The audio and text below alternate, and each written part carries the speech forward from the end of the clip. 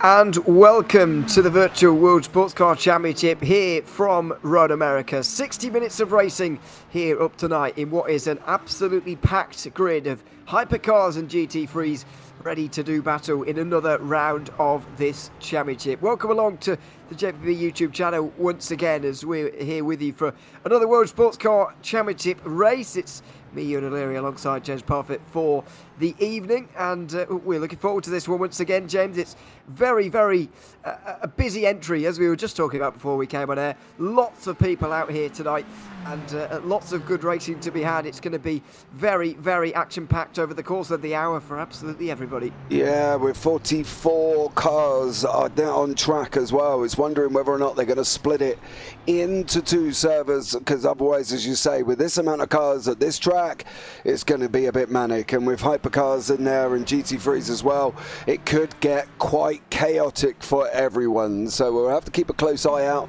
and see whether or not they're going to split into two servers and see what the situation will going to be, because if they run it with 44, it could be quite chaotic.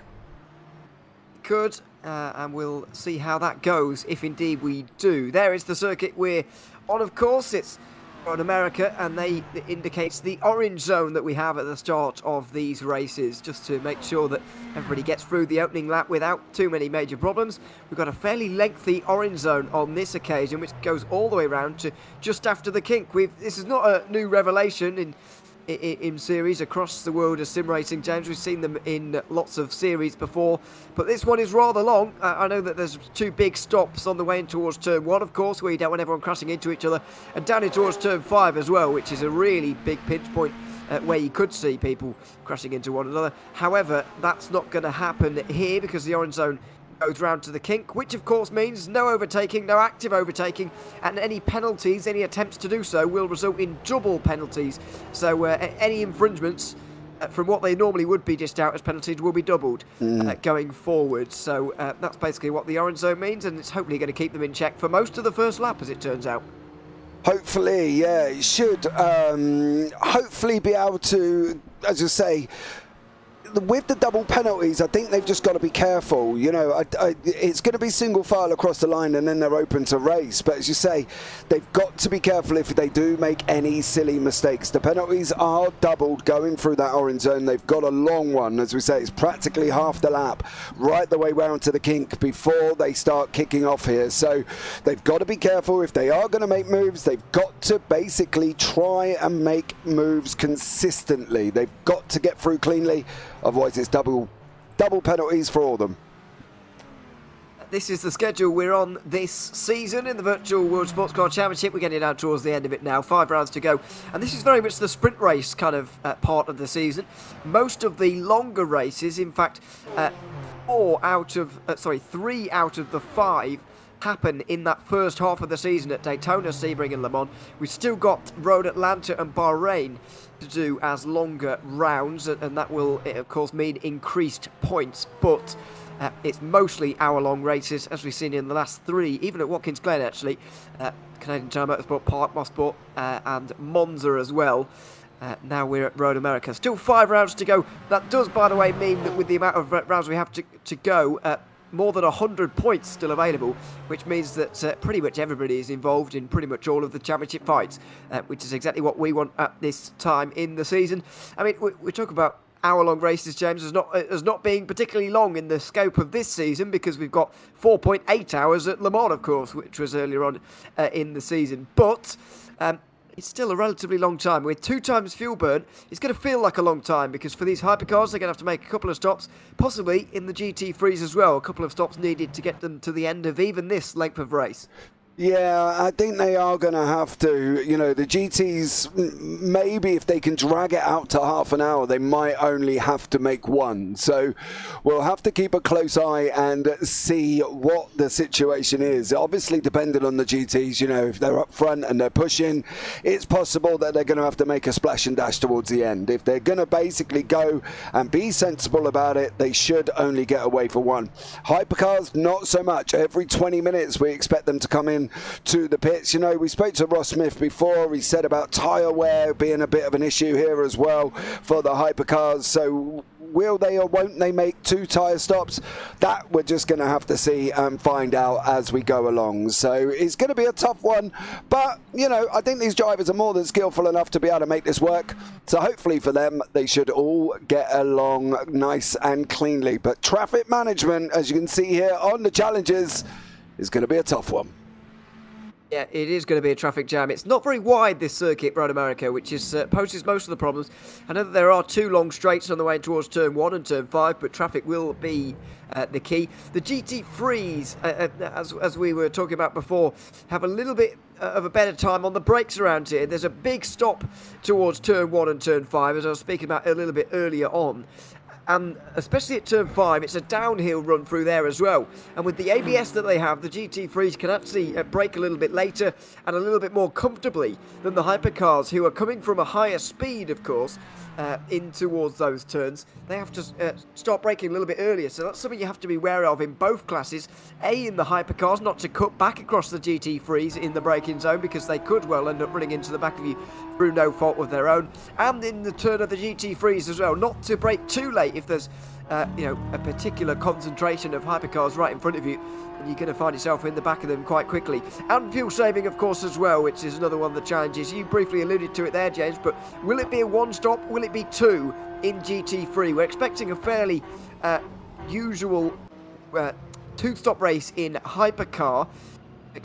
Hearing from Ross Smith before the broadcast that the hypercars need about 1.5 tanks in terms of a fuel fill. Obviously, you can't put a whole 1.5 tanks worth of fuel into 1 tank at once.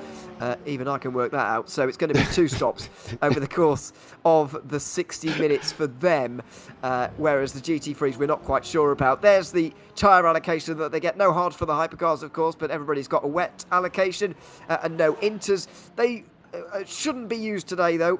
The most likely part where it will rain here at Road America is actually the very start, which could pose some problems. But we were told earlier on that the chance is 5%, so I don't think any of these drivers were losing any sleep about that last night.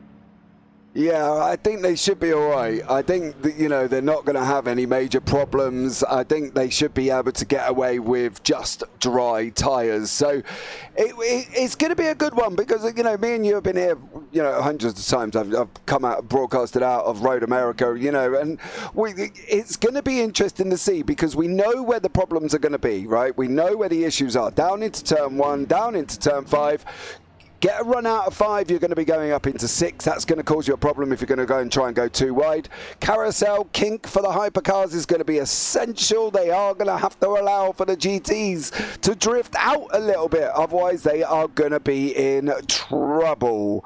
So, yeah, it's going to be interesting to see what happens, and it's going to be exciting as well. But, you know, what we can do now is have a look at the standings currently as they are before this race. Yeah, still a long way to go, of course, but still very important to have a look at the standings going forward. Yuji Mazur is the leading LMGT3 AM driver, and this is the biggest margin that we have at the top of any standings. His 3 wins so far have given him 54 points of a championship lead over Stephen Miller and then Peter Meyer. We've got Mazur, Miller and Meyer in the top 3, which is fantastic. Mike Pierce is in 4th place ahead of Stuart Barge, and then Matt Buse in the 6th place. Adam Gray tied on points with him, with Filippo Marazari in 8th, Ed Jones and Josh Lepetri in the 10th position. And we've got Craig Pullen, by the way, in 12th place, another one of the race winners from the season, although that was a long time ago now, at Portimao, the first of these hour-long races. Unfortunately, Craig hasn't been with us since Long Beach, which was back in April, March kind of time, so unfortunately not seen him for quite some time. But there are LMGT3 AM standings, with on the right-hand side, Trash Panda Racing leading Reptile Racing, by the way, in the team's standings. In LMGT3 Pro, it's Acura at the top, and they're the only team really being represented. Jamie Zalecki is beating Vasilis Katarinakis by only 3 points. Brandon Gann only 8 points back as well, with JT Tami 10 points back. Becky Illy is in the 5th place, only 24 points away, with 1 win there as well. Johnny Gutierrez has got 2, and he's in 6th ahead of Sashin Sobers, who has just the 1. John Maher is in 8th ahead of Vinicius Gonçalves and Luciano Ichazo in the 10th place. Alessio Neto is in 13th, another one of our race winners in one of the few Bentleys that we have. You don't see very many of them very often anymore, but good to see Neto in one of those. That was also back at Portimao for Neto, which was also, incidentally, the last race that he took part in this World Sports Car Championship season, so not expected to see him in the future, unfortunately. Hypercar AM has a few more teams on the right hand side. We'll get to them in a moment, but Wayne Hutchison is the championship leader by only 17 points despite 4 wins. Felipe Henrique is in 2nd and of Guillaume Benck. Then it is Barry DiMarzo and William Miller rounding up the top 5. Miller, the first of the drivers to have not scored a win. Oliver Newman has a couple of them, with Maximilian Petrovsky in 7th. Louis Hesketh is in 8th ahead of Cohen Garland and Robert Strachan rounding out the top 10 in the only Ferrari in the Hypercar AM top 10, having taken a win earlier on in this season. We'll speak to Ross a little bit later on about how the Ferrari is doing around this particular circuit. And then we get to Hypercar itself. Daniel Kirby with a 49-point lead here, having taken 4 wins now in this season, the last of which coming at Mosport only a couple of rounds ago. Didn't have a great time at Monza, actually, but was 3 on the bounce up until that point to extend his lead over Tom Lane. Then it's John Uyen in the another one of the Peugeots, followed by Mia Rose, who won the second round of the season back at Sebring. Then we've got Timon Suvic in 5th of Magnus Dahlgren in the first of the Ferraris, followed by the first of the Acuras, Ross Smith, who we often hear from here on our broadcast this evening. A couple of the BMWs coming up next with Bradley Sellers and Walter de Bruyn in 8th and 9th, then Brian Hall in 10th position. In terms of other manufacturers down the order, there aren't too many different ones. There are actually no Toyotas in the pro side of the standings, but in Hypercar AM there is one Toyota. Nobody going for the Glickenhaus either, which is somewhat unsurprising, as much as James likes it. It's not particularly great, unless you're at Monza in real life. Anyway, in which case it's not a bad car at all. But there are your championship standings for now. And it's set up rather nicely as we move forward into qualifying, by the way. We'll start to get those times in pretty shortly. But I think we're set up quite nicely here, especially in Hypercar AM and especially in GT3. 5 drivers separated by 24 points. That means 5 drivers could take the championship lead tonight, which is fantastic news. Yeah, I think it's going to be exciting. And we have got a lot of GT3 cars here as well, AMS and Pros, and a lot of the Hypercars in it once more. You know, as we say, we've got 43 cars on track at the moment. Welcome in, Ria. I hope you are well as well. Alec King, thanks so much for joining us. James, my American friend, he says, after being called American by Dan Peoples in a previous broadcast. Don't ask. I'm not quite sure how that even ended up, but there we go. But yeah, so qualifying is going to be important, I think, as well, especially for the Hypercars. They're going to want to try and get up onto that front row. You know, we know there's going to be a little bit of carnage. We know traffic's going to play a massive part. We know they've got to be careful and they've got to be sensible. But what we say and what happens on track, as we know, you and O'Leary, could be completely different things. Yeah, certainly. Especially around here. I do have to ask now, by the way, how on earth did he make that mistake? Did he think you were from America or something? I don't know. I have no idea, to be honest. All I know is during a broadcast, he mentioned that somehow come about that apparently I was American. He said something along the lines of, right, isn't it James, my American friend? What do we think? And I was like, American? Really, Dan? So yeah, it was an interesting one. Let's just put it that way. But yeah, that's what we can do. To the rest of Europe, we are a little bit American, I suppose, in terms of how we behave. Anyway, that's another discussion point. Qualifying underway with GTs out there at the moment. The Hypercars will follow with 10 minutes to go. So 10 minutes each, of course, and we'll see who's where at the end of it. It should be just over the 2-minute mark here for the GT3s. Pole time should be in the 2:03s somewhere, or maybe 2:02s if someone's feeling a little bit quick. And we'll see if Sebastian Exposito is going to be one of those. Put in a good performance in practice there, which does tell you actually quite a lot about where he is in relation to everybody else. Was 4th in practice. And goes over the line to go to the top with a 2:04.2. I'll be surprised if that's pole, but then again, you don't actually have that much time to get up to speed here. So then again, it could be just a case of get out there, get the lap times that you can, and then come back in and see where it gets you, because practice is of course a very long session where you've got all the time in the world to get things right and make sure you set your best lap time, but qualifying is not like that at all. No, I think there must be a problem here as well. The reason I say that is because Exposito at the moment is the only GT car on track. So I'm guessing there may be an issue somewhere along the line with the server. I'm just trying to get hold of Ross at the moment to see what the problem is, due to the fact that he's the only car on track. So at the moment, he's pole. So, yeah, bear with us on that one, and we'll see if there is an issue with the server. I know they were looking at trying to split it up, and I don't know if that's caused a problem for some of the drivers, but at the moment, for Exposito, he is the only one out on track.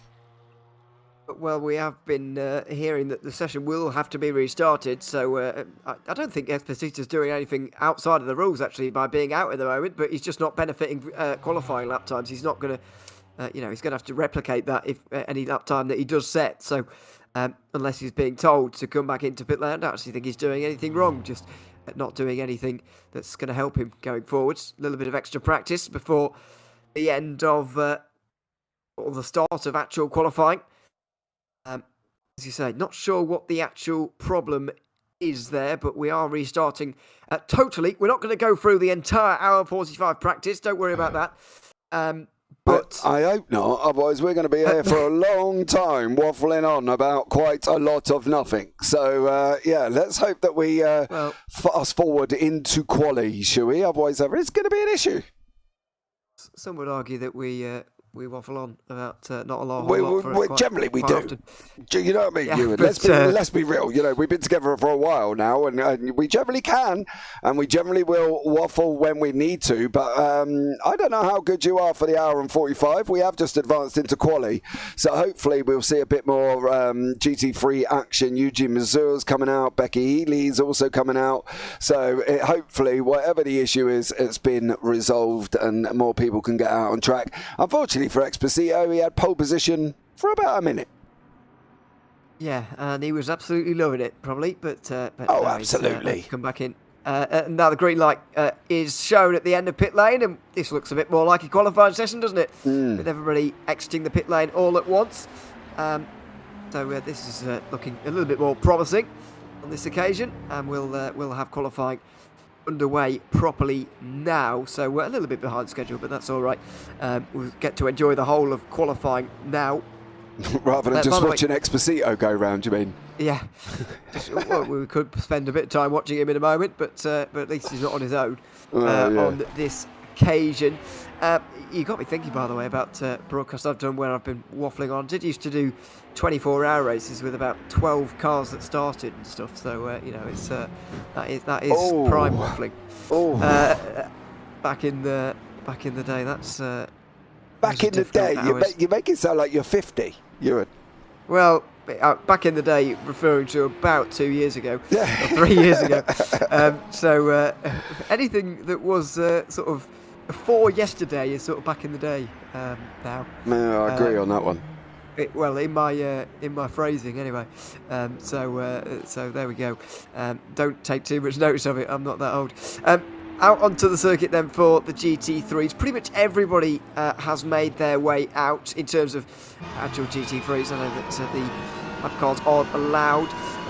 We've got a few not out there, but so far I can only spot one, maybe two of the GT3s, literally one of the GT3s actually not having made their way out just for the moment. But it's going to be an important session. An hour-long race, of course, is plenty of time, but you don't want to spend much of your day stuck behind others, because Road America can be a bit of a frustrating place to be stuck behind someone else. You can spend a lot of time behind someone as well.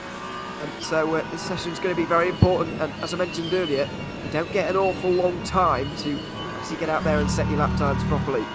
No, and at 2 minutes a lap for the GTs, if not more, they're going to have to get out and get on and get going here. We can see Becky Healy just starting her lap as well. I love Mr. Reese's comment in YouTube there. He said, I thought back in the day was the 90s. Well, it was for me and probably for you, but I think Ewan was probably born in the 90s, so we can't really say that. Not even old enough for that. No, it's the 2000s, isn't it? Yes, yeah. I mean, it's back in the day for my parents, I suppose, but that doesn't make you feel any better, does it? God, blimey. No. A worrying thing when you're commentating with somebody who could be your son. Yeah. Gee whiz. Well, yeah. I mean, at least I'm not Zach. That's an even more harrowing experience for you, I'd imagine. Yes. Because he's about 4 years younger than me. So there we go. But anyway, yes, I do mean back in the day, as in 2 or 3 years ago, and not quite that far ago. Qualifying flying laps, at least, are now beginning, and we're on board with Becky Healy at the moment, who's in 5th place in the standings, for what it's worth. It's just sort of random, but 5th place in the championship standings, which is a little bit more important, in one of those Acuras, and it's an Acura 1 and 2, by the way, with Jamie Zalecki and Vasilis Katarinakis at 1 and 2 at the moment. As I mentioned earlier on, though, everybody in that top 5, including Healy here, has the chance to take the championship lead at the end of the day, and that's going to give all 5 of them, a lot of motivation. Yeah, when you're in touching distance, I think that's the thing. Whenever we talk about a championship, you can sit there, and we've seen it for a prime example in the SR10s we do on a Thursday. Last season, one of the drivers was a long way back. He just turned around and said, I'm going to go for it, win every race as much as I can. And he did, and he took the championship. And these drivers are in the same place. Zalecki, Katarinakis, Gant, JT Tammy, and Becky Healy. They're all in with a shot, and at the end of the day, with 25 points up for grabs as well, if not with a few more there as well. They've got an opportunity to take it. They've got an opportunity to win. They've got an opportunity to get close. And we've still got 5 rounds remaining. So it's not over for any of these drivers. Don't get me wrong. If they make a complete hash of this race, we're not saying by the time we get into the next one, it is going to be over. It could possibly well be. Zalecki might go and take the championship before we get to Fuji or Indianapolis or whatever. But for now, these guys have just got to work out what to do here as well. The GT3 class is always a difficult class. Now, that's normally because of the fact that you've got the Hypercars coming through, you've got the Hypercar AMs coming through, so they've got to look backwards and forwards and make sure that they can get it right. And it's going to be tough for them, but I think, the likes of Zielecki, the likes of Ely, the likes of all these more experienced drivers can probably manage that. And we've seen it with Becky Ely all season. She's been absolutely consistent in this one and obviously in the historic series. So I'm not expecting it to be a major problem for these drivers. I think these have all got experience as well. So I think they will be able to hang on, and you know, the likes of Ely, who we know can go and win a race here, Ewan, can probably go out and smash this one and quite easily take the win. She's just been so consistent all season that I think at the end of the day they're all in with an opportunity, and that's the way it's going to work. Go out, and what was it we heard there, Ewan, back from the Scotsman we both love and know? I'm going to just go for it until it's mathematically impossible, and these drivers have got to do the same. Absolutely, and I don't think any of those top 5 will be actually thinking about that just yet, but about the opportunity that they do actually have, including Ely, who is currently top of the standings. She's never been on pole, by the way, this season in the World Sportscar Championship.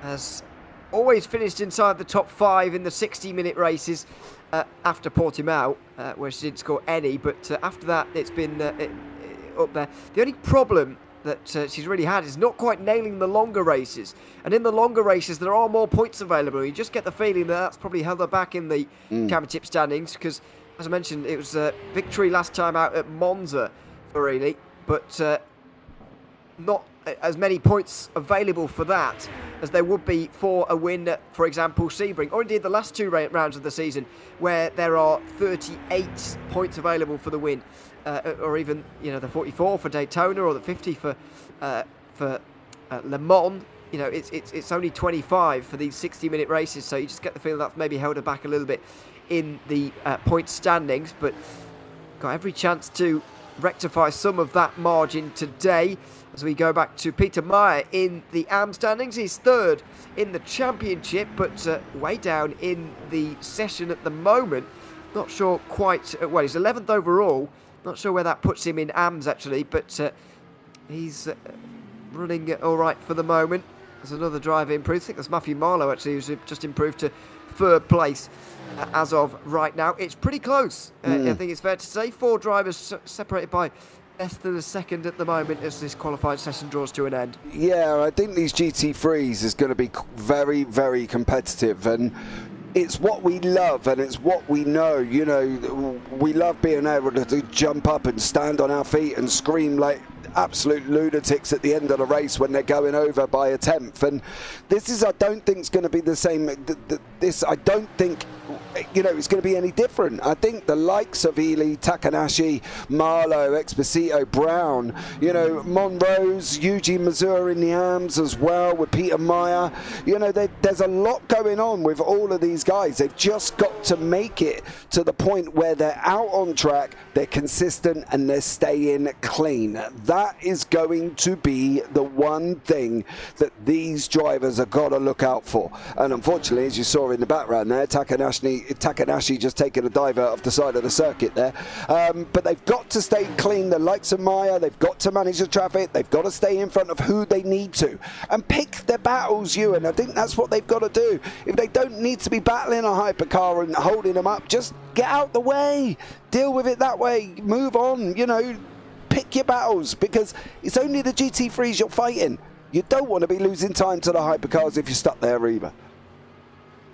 Certainly not, and we'll see how that interaction goes a little bit later, because as we mentioned earlier, 44 drivers are on the grid here, which is pretty much the maximum that we can get in a server.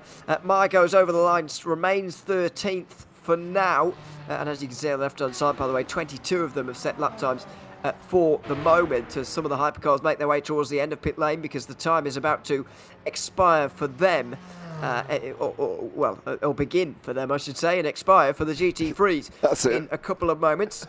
That's what I meant to say. There's Exposito in 4th place, trying to break into that top 3, just under a second back. But it's Yuki Takanashi right now who's got probably the best chance of toppling Becky Ely for the moment. I'm not sure where Takanashi actually He's is. in I think the he's in the pits. pit lane. Yeah, he's in the so that's pits. going to be it for him. And Marlowe as well. Oh no, Marlowe's coming around the final corner, so maybe this is the last chance to see our pole sitter displaced here as the time ticks down to 0.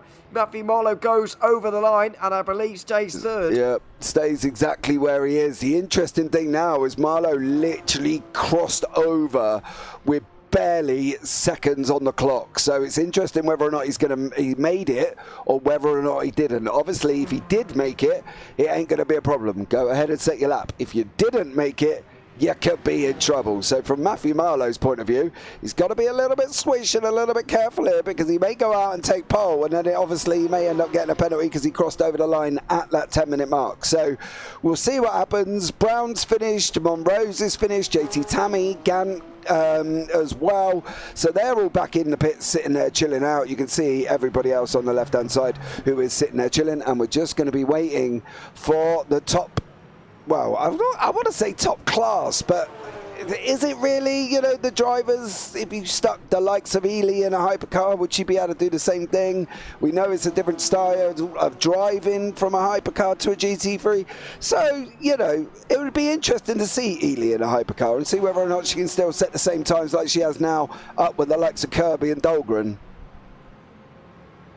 Yeah, it would, but as you say, it's a different style of driving that doesn't always translate so well. Know plenty of drivers who were very good in GT and touring cars, but who just could not extract the performance from high downforce cars, which is, of course, very different, but we don't know until you see it. I do believe Matthew Marlowe did make it, by the way. I'm not entirely sure, but I feel like he did. He is making his way around the final couple of corners now. His first sector was actually pretty good, a 45-1, excuse me, and just inside the 42s in the middle sector as well. He's got a bit of a problem with the lap car there, overtaking him. I think that was that's not affected him. It's actually maybe giving him a little bit of slipstream as well on the run up towards the line. I think Marlowe is going to have this one count. Oh, and he's taken it right at the end. Matthew Marlowe, as long as he made it over the line there, which we think he did, then he has taken pole. It's a 2:03.3, and right at the end, Matthew Marlowe takes the pole position and the extra point that goes with it. Yeah, stunning run there as well. It is going to be close though, whether or not he got there. It was literally just on that 10 minutes, so it's going to be see what the situation is. But I tell you what, that young man there did an absolutely stellar job from Matthew Marlowe, and he would be gutted if he ends up to losing that position due to the time infringement. But the hypercars are out on track now as well. We've got pretty much all of them here running, so we'll see how the hypercars get on once more, and whether or not they're going to be able to do the same. I believe we've got about 21 hypercars, if I'm not mistaken. I think I saw 22 GT3s, so based on 44 divided by 22, which is 2, I think it's going to be 22 apiece, isn't it? Unless one of the GT3s didn't qualify. Oh yes, one of them didn't qualify, so you are correct. It's 21 hypercars. Shouldn't have doubted you there. 23 on the GT3s. That's across both classes, by the way, Pro and Am. We're currently looking at Daniel Kirby, the championship leader in the Pros. Now, there are 76 points available in the last 2 rounds on their own. That encompasses Bahrain and Road Atlanta. So with 3 60-minute races to go, where there's only 75 points available there, Kirby's actually got a pretty big job over the next 3 rounds to secure it before then. But all he can do tonight is just consolidate that margin. Don't lose too much to your main rivals, and that's got to be his aim for the evening. Yeah, there's got to be 2 things that's going to happen now with Kirby. One is he's got to do a stellar job, right? We know that from the likes of Kirby. He's got to do a great job, a great run, and he's got to just basically keep the car on track. What he has also got to do, and everybody in the hypercars has got to do the same thing with the late braking of the GT3s and all of that, they've got to make them overtakes cleanly. We cannot express enough how dangerous it is when you get GT3s and hypercars on the same piece of track. There is going to be an issue, and they've got to manage it, and that's going to be the thing. It's managing that situation there as well. They're about 20 seconds quicker than the GT3s, so they've got to be very, very careful, and they've got to kind of manage that traffic. If they don't manage the traffic, the likes of Kirby, the likes of Dahlgren, all could find themselves in deep, deep trouble here, and possibly visiting one of the mighty many grass and gravel traps that we have around Road America. It is not a wide circuit by any means, and with the amount of drivers they'll have to negotiate, it's going to be a difficult day for everybody. John Huyen is in 4th at the moment in the standings, behind Brian Hall and Timon Suvek, who are currently preventing a 1 and 2 at the moment from the two Peugeots, CMS Pro, who are 124.5 points ahead of the Team Rookie Monsters team in the team standings. By the way, 7 teams in Hypercar Pro, which is the most of any category, and that team is currently on top. Kirby and Huyen, of course, collaborated, if you like, at the 4.8 Hours of Le Mans, the only round where that is permitted, that kind of car sharing is allowed, and they both took the win. They both took the full 50 points with them, and that's really helped them ahead of drivers like Tom Lane and Mia Rose, who drove separately, both of them in the Porsche, but they drove separately on that occasion. They lost points, and it's kind of helped them both in that championship charge there, because they kind of gained points on everybody. Tom Lane is in 5th place, by the way, with this opening lap and this opening session, and I believe that Mia Rose is actually not here today. No. Which is a shame to see for her, because she's going to lose quite considerable ground now in the championship, but considering she's only scored 10 points in the last 3 rounds, things were turning to look a little bit worse for her over the course of the last few rounds. Yeah, Mia Rose... It was the thing with Mia Rose is she was always going to be quick, and we knew that. And quick is fine, right? Don't get me wrong. Craig there as well. Welcome in. Thank you so much for that. Good luck all. Epic commentary, boys. Great to watch. Thank you so much for that. Mia Rose is quick. But the problem with Mia Rose that I found, and you know, I'm not being detrimental to Mia Rose here as well, is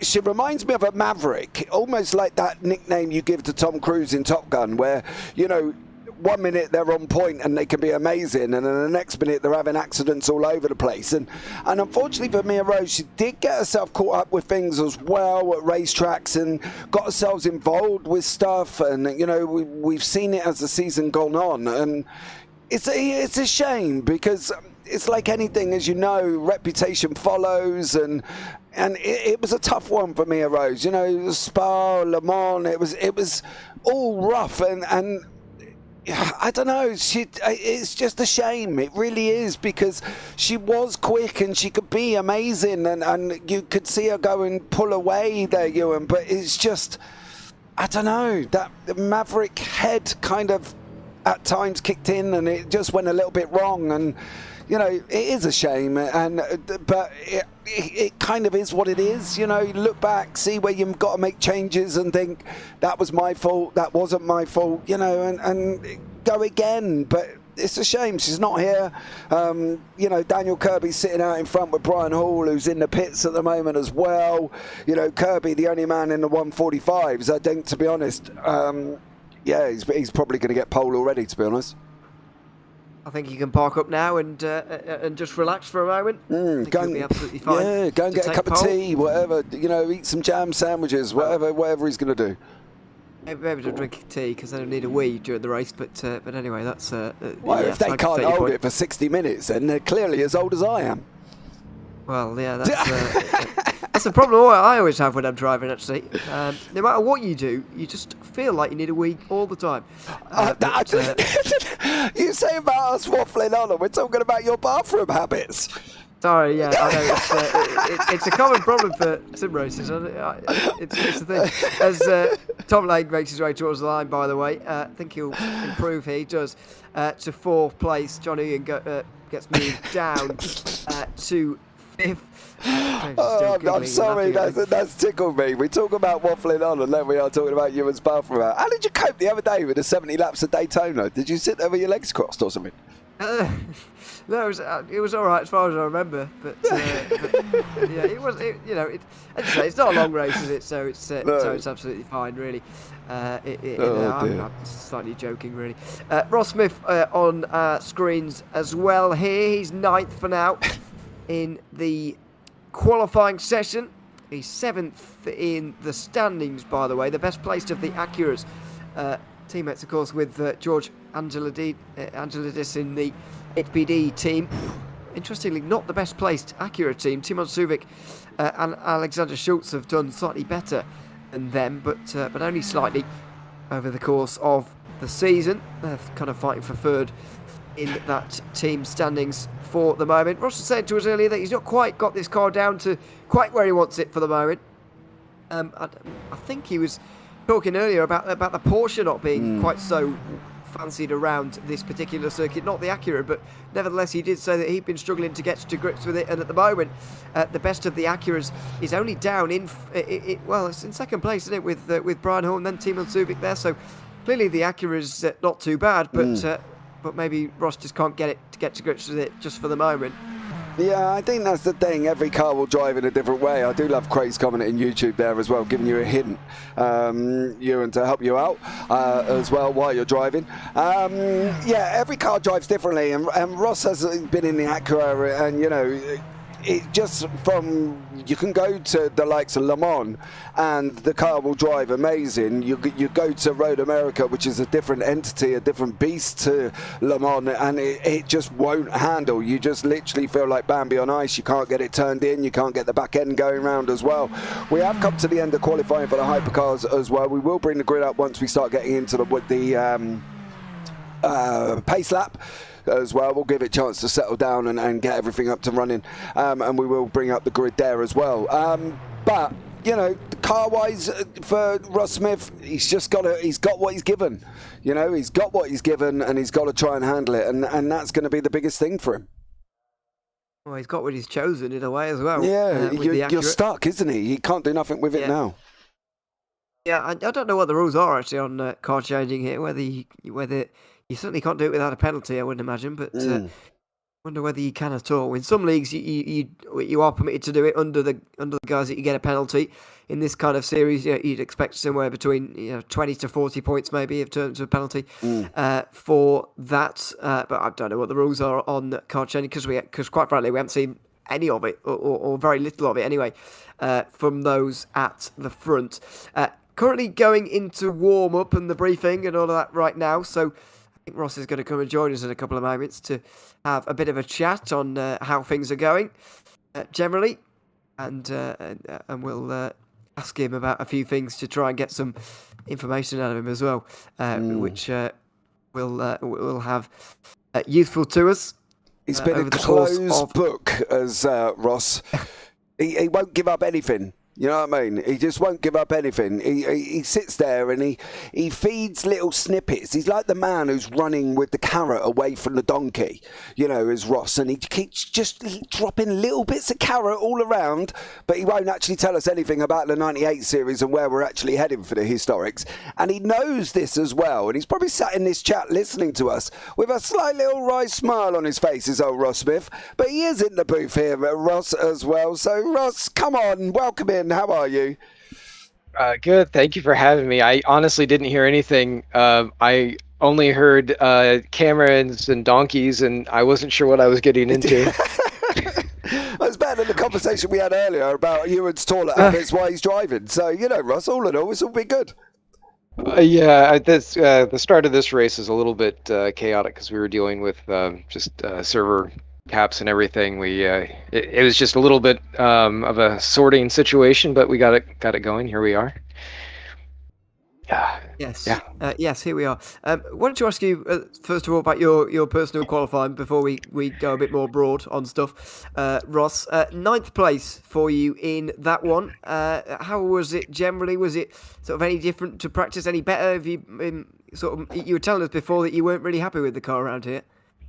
Yeah, it's better, but still not where I would feel comfortable with it. Obviously, my teammates are in different spots too. Felipe coming up past me, I really appreciated that. But he's very fast at the start, so I'd rather he be in front of me than just right behind, and us having issues there, because he'll pull away from me, and then we'll sort things out as we get into some of the different fueling stages. But yeah, I mean, these guys are just fast. Everyone up here, I'm really impressed with how much the Peugeots are able to hold speed through here. I mean, the Acuras are going to be strong. The Porsches, those guys are whipping them. They're going to struggle over the course of the race because they're not going to be able to push those tires the same way, and you're going to see them just really under threat on the straights. It's going to be tough for them. And the Ferraris, kind of a question mark. Magnus is fast, so I'm sure he'll definitely be a threat all up and down the field. And then the GTs, man, they're just the NSXs, as I mentioned kind of to you guys before. They're quick, they're rapid. You'll see them fly, and no idea about how the rest of them are going to perform, but they just better stay out of my way. No, that'll be good. That's a bit of a warning, an ominous warning to everybody. Only joking, of course. Let's talk a little bit more broadly about the mod and how the season's going generally here. Ross, you mentioned a little bit about the cars specifically there. We've got a great mix-up towards the front once again. The Peugeot's still remaining strong from what they have done all season. The Acura's doing all right. Peugeot's, Ferrari and a Cadillac inside the top 10 as well. There's a great mix with this mod, and it continues to provide that sort of close racing that we've been having for a while now.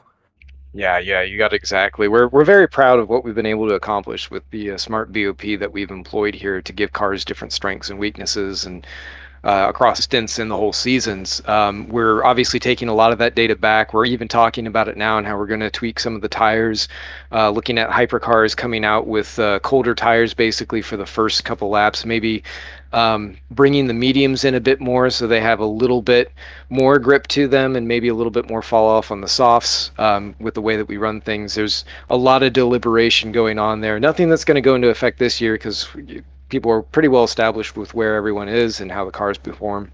So this is really looking towards next year. And then obviously looking at the way that we're going to fine tune some of the compounds across the GTs. Those feel a lot more in line where they need to be. It's just small adjustments, and then bringing in more of those GT3s from the custom size as opposed to trying to crossbreed with what's happening on the Studio 397 side and everything they do with their tires. So it's a lot is happening in the background, not a lot to show at the moment, but there's a ton of activity. We're even working on bringing some new guys in to help on some of the testing as we bring the 6 new cars in for the modern, and getting liveries and assets and all that in place. For this race here, the Acura was updated. I was hoping to have the 9X8 as well, but the ARX 06 is updated with a lot of features, a lot of graphical changes. It's looking great. Cameras are updated for it, so it should be in a really good position for you guys if you poke around there at all. And I'm hoping to do the same again for the Peugeot, and then round it out for the year for the other 2 active hypercars, being the Ferrari and the BMW, which aren't here today. I don't think. I'm a little sad about that. Sorry, historic. Yes, we do have a little bit more. Oh, there is one BMW. There is a little bit more movement there. We are probably going to make the decision to drop the multi-class component of it, limiting it from 9 to 5 cars.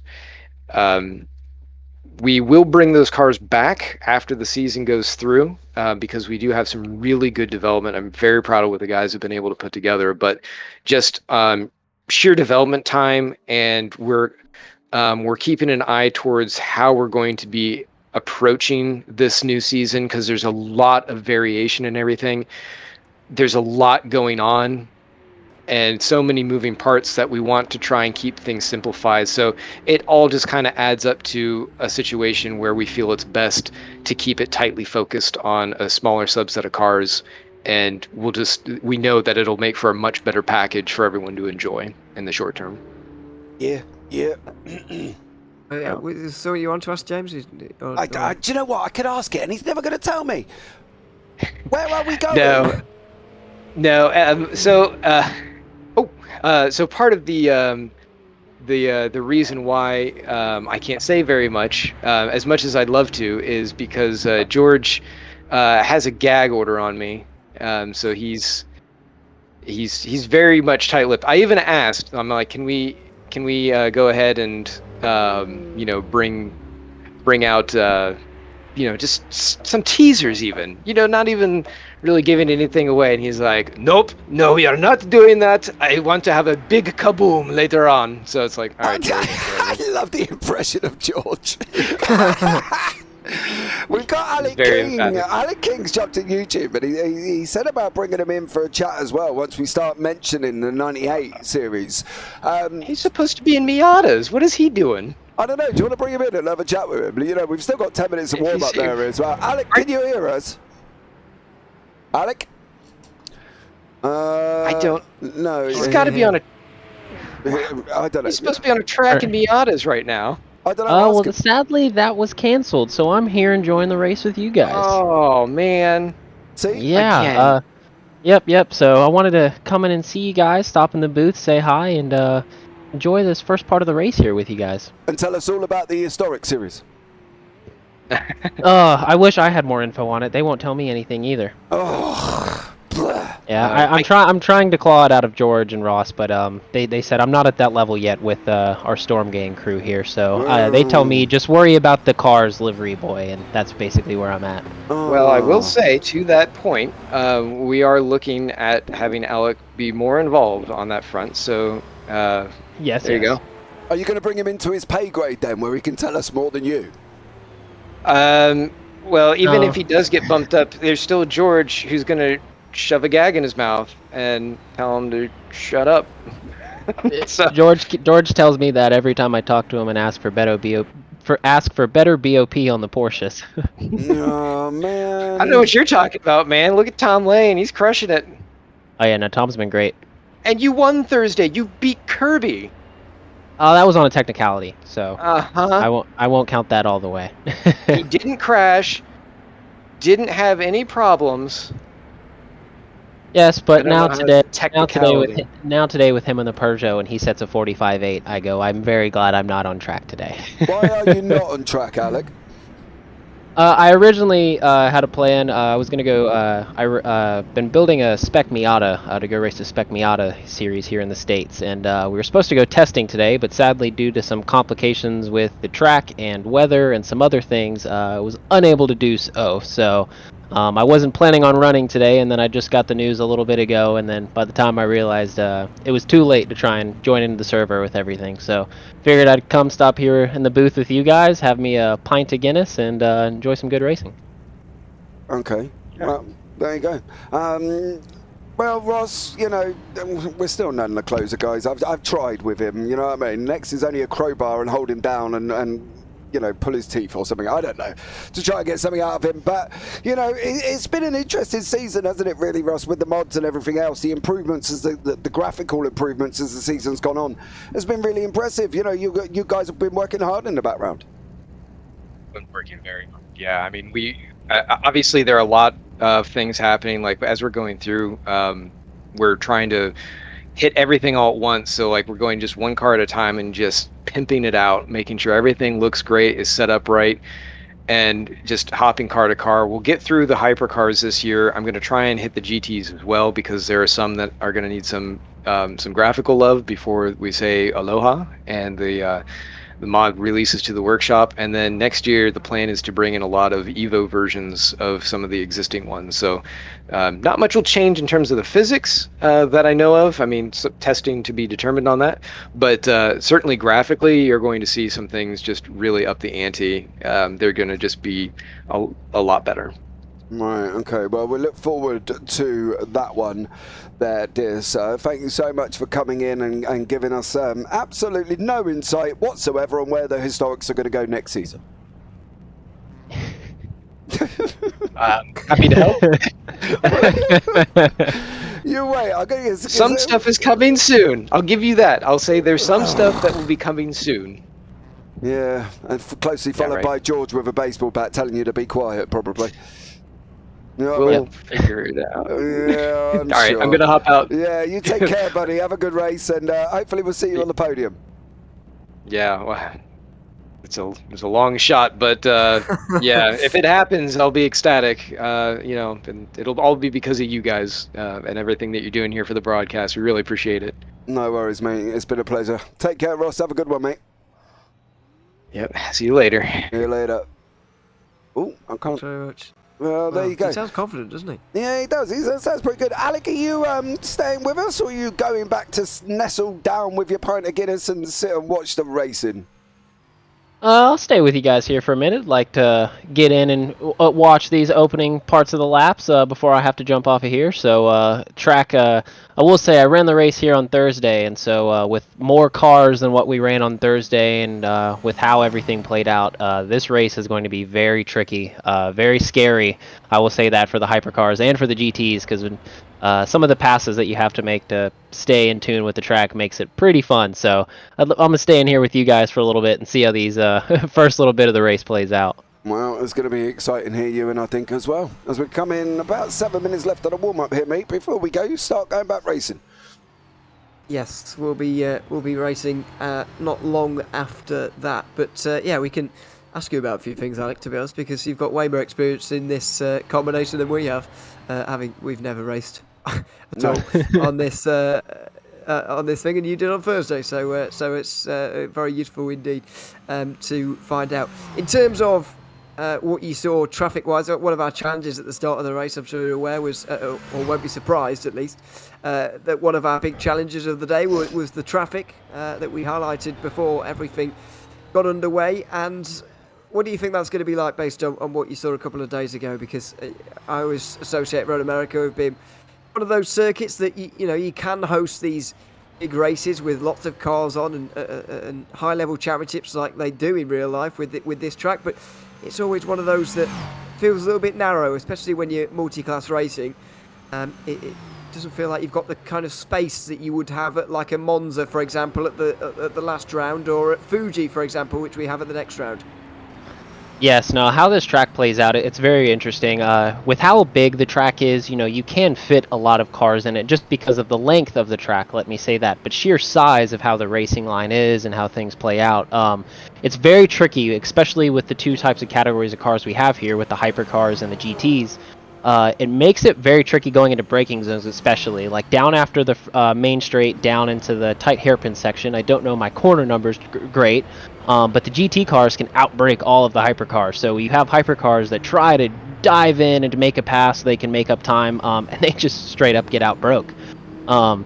So it makes it really hard to find where the spot to make the pass. Coming off the corner is one of the best parts for the Hypercars to kind of make it through the GT traffic, but it can be really tricky, especially on the opening part of the laps, where you get that train of, I think we have, 22 GT3 cars here today. You get that train of cars before everybody fans out through the pit cycle and everything. So that first, I want to say, within the first 10 laps, when the Hypercars will catch them, it makes it really hard because you have a train of Hypercars coming through trying to pass a train of GT3 cars, and it is just such a debacle and everything. So we had a couple of incidents on the Thursday night race, but whoever can manage that traffic the best will overall be in the best spot. Even the people who don't have the best pace, if you can manage the traffic the best, you can try and sneak out a win and, figure out what happened. That's what happened to me on Thursday with Daniel Kirby. I won that race by 1.5 seconds to Dan Kirby. So if you can manage the traffic the best and make sure you have the right strategy, you just really have to put yourself in a good position. Track position at this track is a big thing. So if you can get out front, you can manage through that traffic and try and hold somebody off. You seem to be downplaying your win on Thursday, to be honest, Alex. I mean, Ross was saying earlier on that that was complimenting you for it, and you were downplaying it, and you're downplaying it again now. So I don't know. So I'll say this. So Okay. when you get a win off of pure pace, that's one thing, and that's something to be exciting about, knowing that you were the fastest guy on the track that day. And Dan Kirby is one hell of a driver. He is one hell of a driver in the sim. And he had the pace on me all day. I was able to keep him honest, keep that gap in between 5 to 10 seconds. And then going on to the last stop, he decided to take tires, and I took the gamble and didn't take tires. So I got about a 15-second buffer with, I think, 17 or 16 minutes left in the race. and I was sweating because I saw that gap closing really fast, and I got really lucky with the last 2 laps. He hit a little bit of traffic, and I was able to scrape through for the win there at the end. But no, I mean, I was very excited. It was very cool to win. You know, I place second and third behind Daniel pretty much every time I get on the track just because of how good of a driver he is. So to squeak that one out, I was very excited, but I didn't want to play it up of, oh man, I did so great and did so well. So I have to give my props to him because he is flying. And especially today, I saw in qualifying, he did a 45.8, and I think that is the fastest lap I've seen on this track with this car set. So I was nowhere close to that on my full qualifying pace on Thursday, so he's definitely got I have to give him his praise before I can accept mine. You are correct, by the way. That is the fastest lap we've seen throughout the period of racing at Road America here.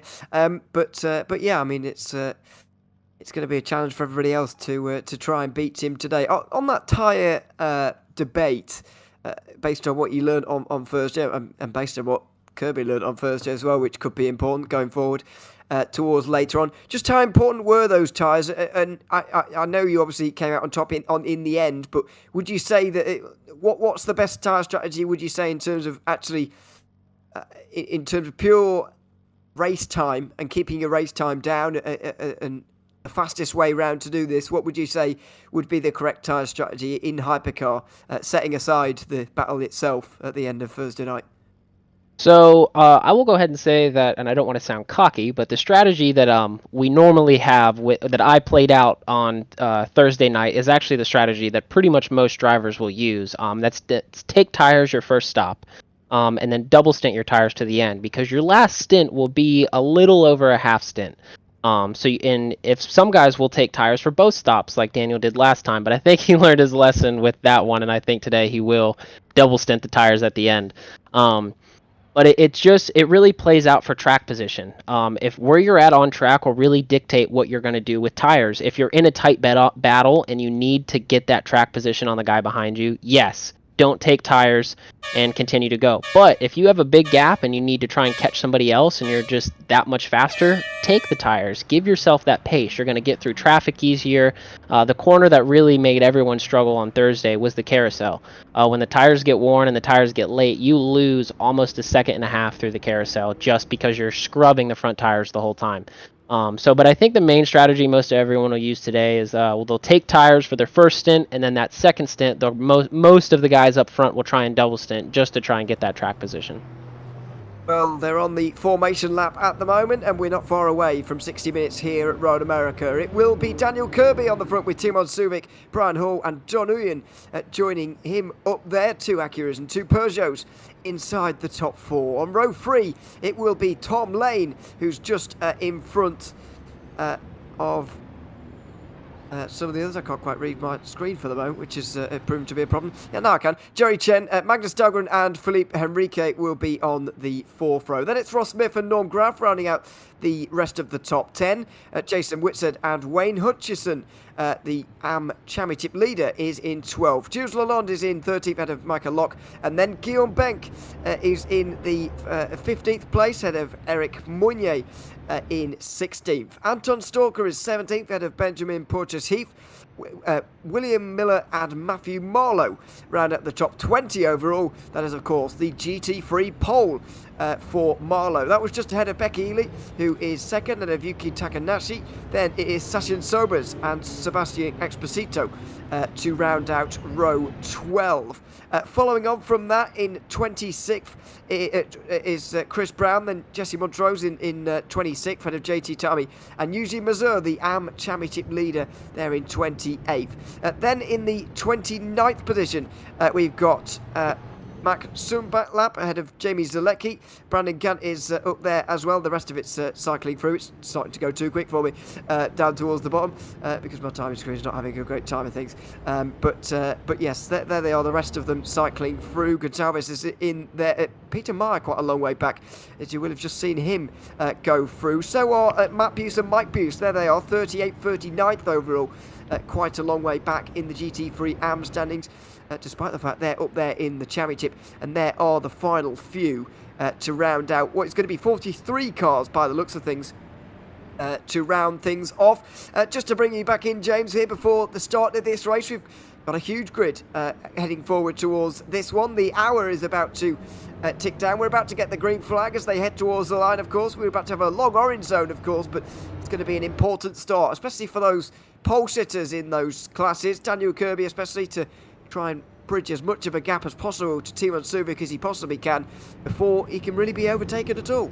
Yeah, they're going to have to get, for Dan Kirby, he's going to have to try and get away here as best as physically possible, I think, to make sure he doesn't get caught up within that orange zone calamity and chaos that can happen, and we have seen it happen as well. So they've got to be a little bit careful here as well. Kirby's going to be settling in, his nerves are going to be kicking in as well. Little bit worrying that the leading GT3 at the moment in Matthew Marlowe has not really left a big gap between him and the last Hypercar. So that's going to be one to look out for as well going down into turn one if there's an issue with the Hypercars. But at the moment here, Ewan, Kirby's on round the final corner.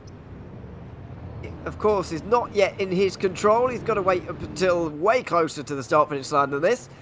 And you'll see everybody try and close in as much as possible because, as I mentioned, Subic will want to stay close in that Acura. It's Peugeot, Acura, Acura, Peugeot inside the top four. Then one of the first of the Porsches with Tom Lane up there inside the top five. The green flag waves here at Road America. 1 hour of racing set to get underway here in the Virtual World Sports Car Championship for 2023. And Daniel Kirby, after a record-breaking pole position lap, is already in the lead in the opening couple of corners. Looking down the inside already is John Uyen there. And there's bodywork flying, was that? Or was that one of the advertisement boards on the outside of the circuit? Not entirely sure, but it was not a good moment for Uyen there as he's looking to make a way through in towards turn 3. Matthew Marlowe gets us underway in GT3 with the sort of second start, if you like. Becky Ely stays very, very close indeed in second place. Then in third, it's Takanakis, followed by Sachin Sobers, who's in third there from the Mercedes. But what a surprisingly lively start there, James, at the front. John Uyen looking for positions in towards turn 3, despite the orange zone, which I wasn't expecting to see. Yeah, well, I think as long as they do it cleanly and there's no incidents, they're good to overtake, as long as it is clean and they don't cause any problems. It's only if they cause any issues that the penalties get doubled, and that's the situation for them currently at the moment. But it is Kirby, he is leading the field here by nearly 2.5 seconds already. Kirby over Subic. It's just gone out to 3 seconds, and Suvic's got a bit of a mission at the moment as well, because he's got Brian Hall tucked up right behind him here, and it's going to be very interesting to see how Hall handles it. Down in the GT3s, obviously we've got Matthew Marlowe out in front. He's opened up a bit of a gap to Becky Ely. He's about 1.7 seconds at the moment. For Exposito, currently he's chasing down Takanashi, who is also trying to get away as well. There was a worrying moment for a brief minute there with Takanashi. He did come up as he was DQ'd there. Bits of carbon on the left hand side. Somebody's going to be putting it on eBay and making a fortune out of that one. But at the moment here currently we're all good, you know, everybody's away and up and running and everything's gravy. I think Jules Lalonde was the only one to go off on that opening lap, and that was down at the bottom of the hill towards turn 8. That downhill braking zone before a rectangular 90 degree left-hander, and into the pit lane comes is that Takanashi? I think it is. Or is it Exposito? It's one of the BMWs. Yeah, Exposito coming into the pit lane. I'm wondering if there was a penalty at the beginning as well. They did talk about that penalty coming out of the pit lane. There's also a hypercar in there as well. So that is Ross Smith, Exposito. Gwilym Benk is another one who's also coming down pit lane at the same time. So Gwilym Benk's just come out right in the mix of the GT3s here, and this could be quite chaotic for them now as well. Benk's got to be a little bit careful. He's going to have to try and cycle through this traffic to get back on to Jason Whitehead, who of course is the last in the hypercars. But it is going to be tough for these drivers now as well. The likes of Lalonde, the likes of Smith. I'm wondering if that all kicked off what Ross Smith was talking about as well when we were mentioning about the penalties at the beginning, and he said about coming out of the pit lane and could also cause you a problem as well. So yeah, for them it's going to be interesting to see here, Ewan, but at the moment for Gwilym Benk, he's got to try and battle his way through, but Kirby is just cruising out in front, and it's now on Jerry Chen, who's trying to get up to the back here. I believe that's Magnus Dahlgren in front of him. Yes, Guillaume Benck had a drive-through penalty, by the way, outstanding from the Monza race. It was quite a complicated accident that I can't quite summarise for you very easily, but it was a 3-driver incident, and Benck was judged to be at fault. And then more simply, we did see an incident with Exposito at Monza as well, in towards the Della Roggia chicane, the second chicane, where Exposito broke too late, moving out Chen, and got a drive-through penalty for that, as we're seeing coming back through the field again. This is Guillaume Benck, isn't it, trying to make his way back through the GT3s. Of course, they are class positions, I suppose, or overall positions, I should say, in the race, and that was Brandon Gant there, in towards the kink. Benck was forcing it down the inside. Gant knows that these GT3s don't have the same downforce. It's difficult to go around the outside there, and they kind of had a meeting of desires, and they very nearly had a meeting of their two cars as well. Yeah, well, it'll be good to bring in Alec and get his opinion on that one. Do we think Benck's at fault for that, Alec, or not, or should it have been Gant giving him more room? No, that is definitely Benck's fault there on that one. You just have to be really patient. Going through the kink like that, passing on the inside of a GT car at the kink isn't always the smartest decision. Because that could have ended very badly. Had he caught the grass a little bit more on the inside, it could have been day over for both of them. So this is definitely what we're seeing, though. We're seeing kind of a mini portion of it, of these hypercars having to come through the GT traffic. It's hard to make the spots. You really can only get it down the straightaway, so you have to set yourself up really good, but coming through the beginning and on the exit of the corner to give yourself good position to overtake the GT cars as you're coming through. So we're seeing Guilherme here now just trying to get through the traffic, and he's battling with Gilles as they're trying to make their way through. So you have to be really patient. I said this before, and I'll say it again. It's okay to make a bold move, but it's not okay to be stupid. So just have to be patient, learn where they're going to put their car, where they're going to set up on the racing line, and just give yourself the best position to put your car ahead of them coming through the exit of the corner. It's really hard to overtake with the GT cars on corner entry because they can outbrake the hypercars very easily. Got to learn that fine line, haven't you, between a bold move and a stupid one, because it's sometimes not so obvious in these types of races. Currently still looking at the top drivers in GT3 as we separate the classes for you on the left-hand side there. Matthew Marlowe now still leading ahead of Becky Ely. Then it's Sachin Sobers, who's now ahead of Yuki Takanashi. We're following now in the McLaren. You can just see, almost as sleek as a hypercar, isn't it, this GT3? Very, very aerodynamically shaped. I guess you could say unlike the Mercedes, which is a bit like trying to power a brick wall through the air on occasion. A bit of a box, but clearly not too bad in a straight line, especially not compared to some of the other manufacturers in GT3. We'll see what the exit is for Takanashi here and whether he's going to have a moving towards turn 1. I think it's going to be too far back on this occasion, but Sober's clearly worried about it, weaving around a little bit on the home straight as we head down towards turn 1 here, James. It's going to be Sober staying in that position, but Takanashi applying a lot of pressure in second, or in fourth place, in second in this little group. Yeah, Takanashi's going to have to try and get the exit out of turn 3 to get that run down through 4 and down into 5 here. He's definitely close enough, is Takanashi. He's definitely going to be sat there. You can see it here. Sobers is squeezing him. Takanashi's on the grass. He's being squeezed and squeezed and squeezed, and Sobers is not playing nice there whatsoever. It's the last of the late breakers. It's going to be here as well. Sobers managed to hang on in what we have referred to as a bit of a house brick on wheels there over that sleek McLaren behind him. But for Takanashi there, yeah, I don't know if I'd be too impressed about the fact that Sobers nearly put you in the wall. I've got to be honest. I might be a little bit aggrieved, but, you know, as I've learned over this past couple of years, I need to at times stop talking. So I'm going to stop talking. I mean, it's just a little bit of hard racing, isn't it, sometimes, and sometimes it's over the line.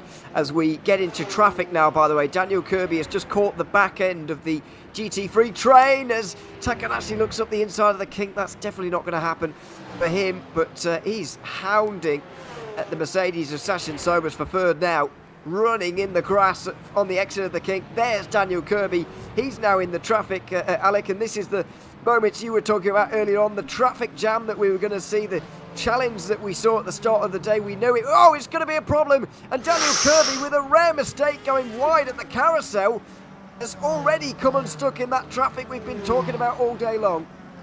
Yes, he just got a little bit impatient there, went a little wide, but luckily with the Peugeot has all-wheel drive, so he was able to get the car straightened out fairly easily and make the traffic. But as you see here, look at this, the GT cars battling in front of you. It's the opening laps of the race.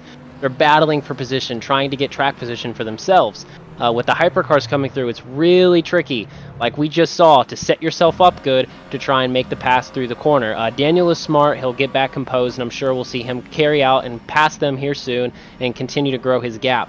But yes, as we see with oh, it's so close right there with them going 3 wide.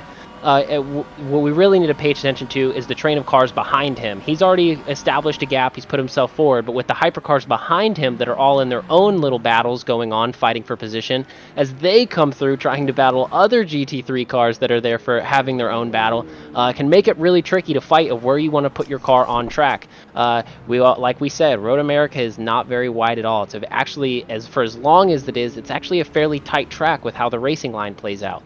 So setting yourself up good to make that pass and put your car in the right position can be really, really tricky. This is one of those battles that we're talking about. Magnus Dahlgren and Jerry Chen fighting for 4th place. We've also got Tom Lane, who's just overtaken Timon Suvic for 2nd as well, by the way. That was down the home straight. And to be honest, I'm not entirely sure how he managed it, but there was side-by-side going on between 2 of the GT3s. And in the end, Lane was the first of the Hypercars to make his way out the other side of it. So I don't really know how he managed it, but he is in 2nd now in the Peugeot, ahead of the first of the Acuras, although it's a good run from Subic on the run down towards turn 8 here. James, he's very nearly looking down the inside on that downhill run, but can't make his way through. Great start for Tom Lane, though, into 2nd. Yeah, he made the most of the traffic situation, didn't he? And that's the thing, for Suvic's point of view, if he can get... don't do that, don't go on the outside. The GTs are going to naturally wash that way anyway. And now all he's done is put himself under pressure again from Suvic here as well.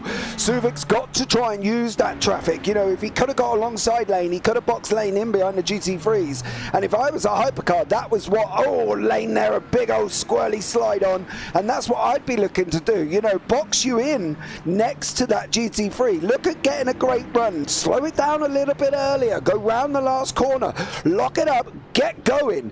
Now use that GT3s that you've got a line. Unfortunately for Suvic, he didn't get close enough, but I would be looking at boxing Lane in here. I'd be like, well, you can go in there and I'm not letting you out. And for him, for Suvic now, this is that position that we talk about with drivers that Alec can probably refer to. He's trying to race the guy in front.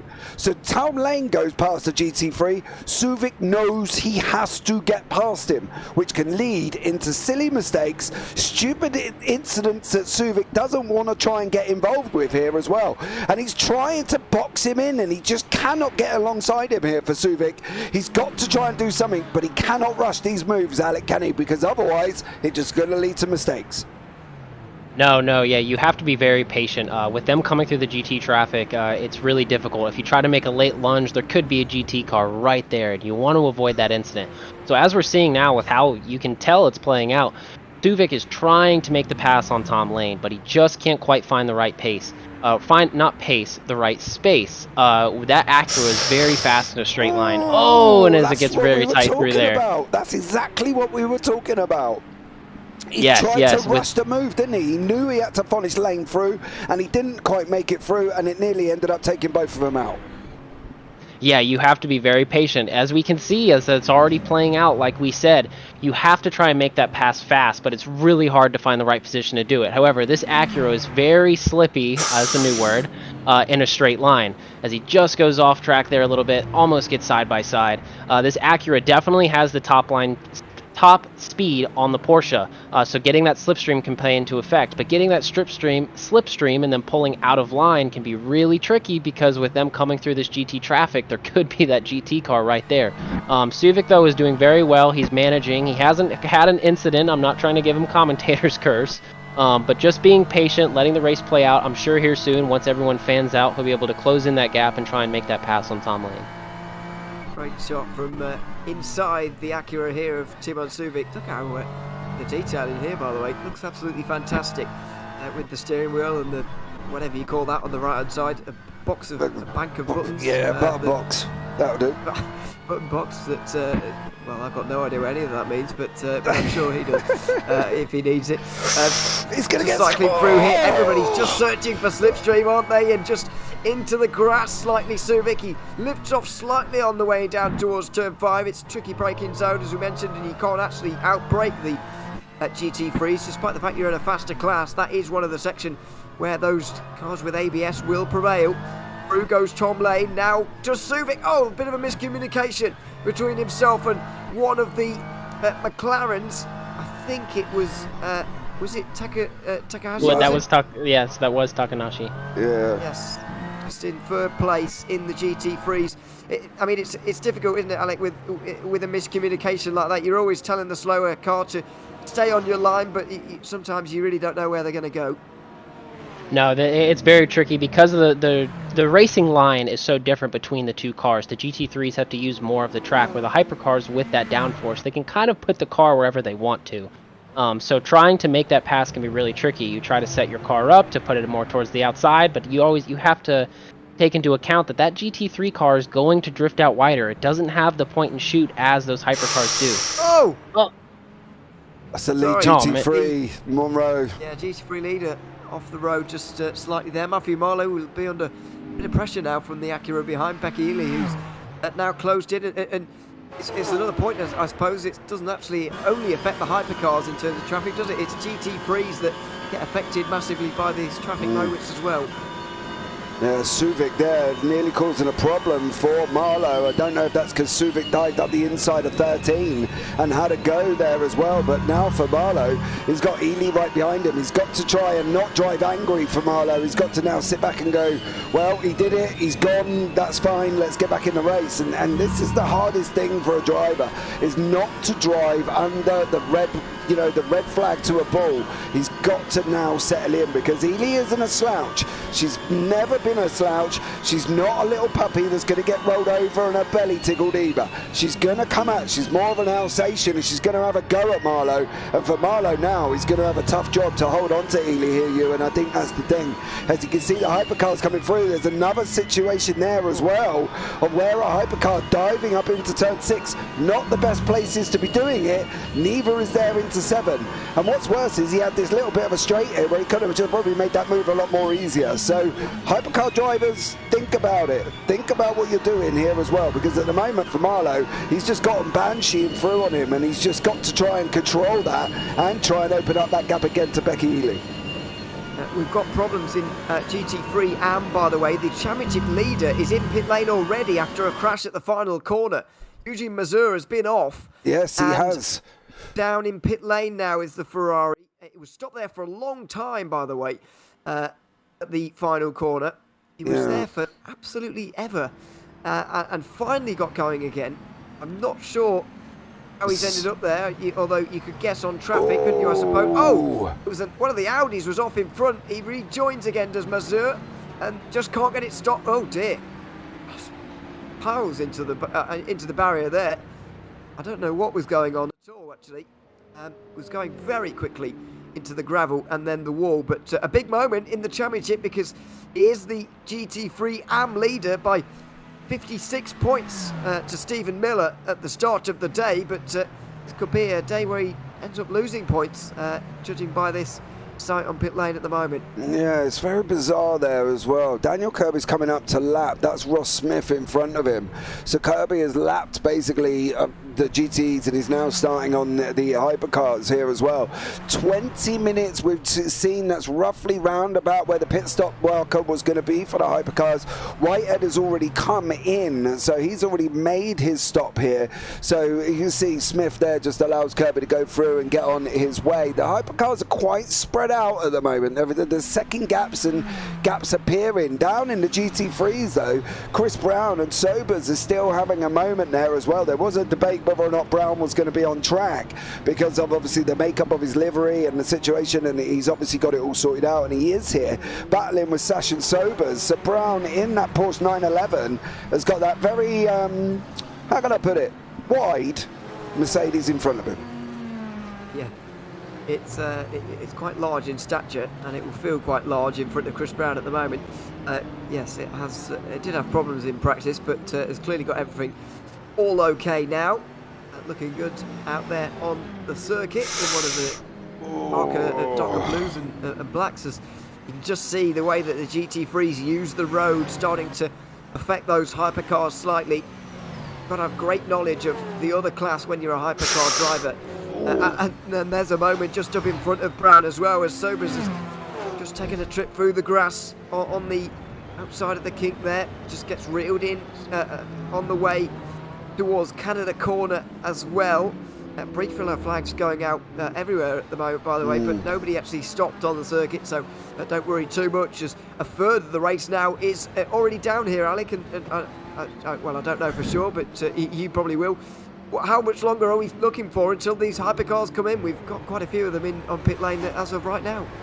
Well, right now is definitely the pit window for the hypercars. So you're going to see all the guys who weren't fuel saving too much and who are coming in running that full power mixture are going to come in now. They're going to take they're definitely going to take fuel, and then they're also going to take tires. Unless someone else is trying to get that track position, they may try and double stint the tires for their second stint. I don't know how well that would be, though, as it would be a longer stint than the one at the end would be. So most of everyone now is coming in, taking fuel, taking tires, and then we'll see again in another 20 minutes them try to take fuel again. So now it's going to let everyone sort of spread out. The GT cars are going to start to fan out. Now the hypercars are also going to fan out with their different fuel strategies. So traffic will still be a factor. Oh, as we see a car go off track right there. I believe that may have been Magnus Dahlgren, but I'm not sure. Yeah. Looked like a Ferrari to me, so that could be the case, yes. I think he is the only Ferrari, isn't he? So I think that is Dahlgren who's made his way down to pit lane. No, it was Whitehead. Oh, Jason Whitehead. Yeah, I think it was Whitehead who went off. And we're going to have another look and then see if it was. I'm pretty sure it was Whitehead here. He's already been in pit lane, so I wonder whether he tried to repair something, realised at this moment that actually it's not repaired at all, and has come down pit lane instead. I didn't think he was driving one of the Ferraris there, but clearly I am mistaken, and I am. Dahlgren is the other one, which did worry me slightly for the driver from fourth place, ever so briefly there. But it looks like he's gone now for Whitehead, and there he is down on pit lane. There's Daniel Kirby still out front, still doing his thing to quite convincing cloud cover at the moment, but only a very small chance of rain. In fact, we're very likely not to see it now. We've got past the start of the race, which was apparently the most likely point. Even that was only 5% though, and we should be absolutely fine to go to the end of the race without rain. Whether we get to the end of the season without it is another question, with circuits like Fuji coming up. That's often a washout in real life. Let's see what happens there when we go to that round next time out. Out of the final corner then for some of the GT3s, so we're expecting James to go a little bit longer here. The big question is, of course, can they make it to the half an hour mark or not? Well, if they want to one-stop it, they're going to have to here as well, and they've got to try and drag it out as much as possible. You see a hypercar coming out of the pits there. They've got to be a bit more careful because these GTs are approaching them. This is Jaime Selecki and JT Tammy fighting it out here as well. You just see Selecki pushing there as well. Got onto the grass on the exit of turn 1, running down into 3, of course. We can count that, you know, it's not gone from 1 to 3. There is turn 2, but the Americans, as Alec can probably vouch for us in their funky corner numbers, we've got a bit of an odd count going on. But, you know, Selecki here has just got to try and close on JT Tammy. He's got to try and make the most of the issues and the situation that he's been given. You know, for Selecki, he's doing quite a good job at the moment, you know, and he's just got to stay within touching distance of Tammy. Use him for fuel saving. You know, sit behind him, get some fuel there, get it all sorted out, because, you know, he's got to make another 6 minutes, which is only about 3 laps in these cars as well, Ewan. So they've got to be a little bit more sensible on where they're going to go with their pits. Yes, we'll see who continues to come in here. I think Magnus Dahlgren's now the only one to have not pitted so far. You can see Tom Lane in with Kirby and Suvik and Brian Hall as well. I think other than that, Dahlgren is the only driver yet to make a pit stop in this race. Well, maybe that's not quite so true actually, but he's almost the only one. With 25 minutes on in this race. Subic seems to have made his way out already ahead of Tom Lane, Brian Hall and Daniel Kirby, who now is finally going.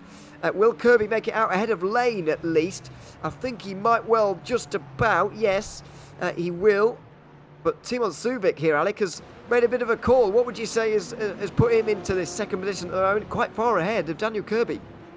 Well, I can see that, so definitely what's played out now is, and this is what happened on the race on Thursday between Daniel and I, Subic did not take tires, he only did fuel. So that's about 20 seconds or so just there. So as we look at the gap of where it's playing out, my assumption is that Subic didn't take tires. He was trying to get that track position and trying to see if he can have the traffic help him try and pull that gap a little bit.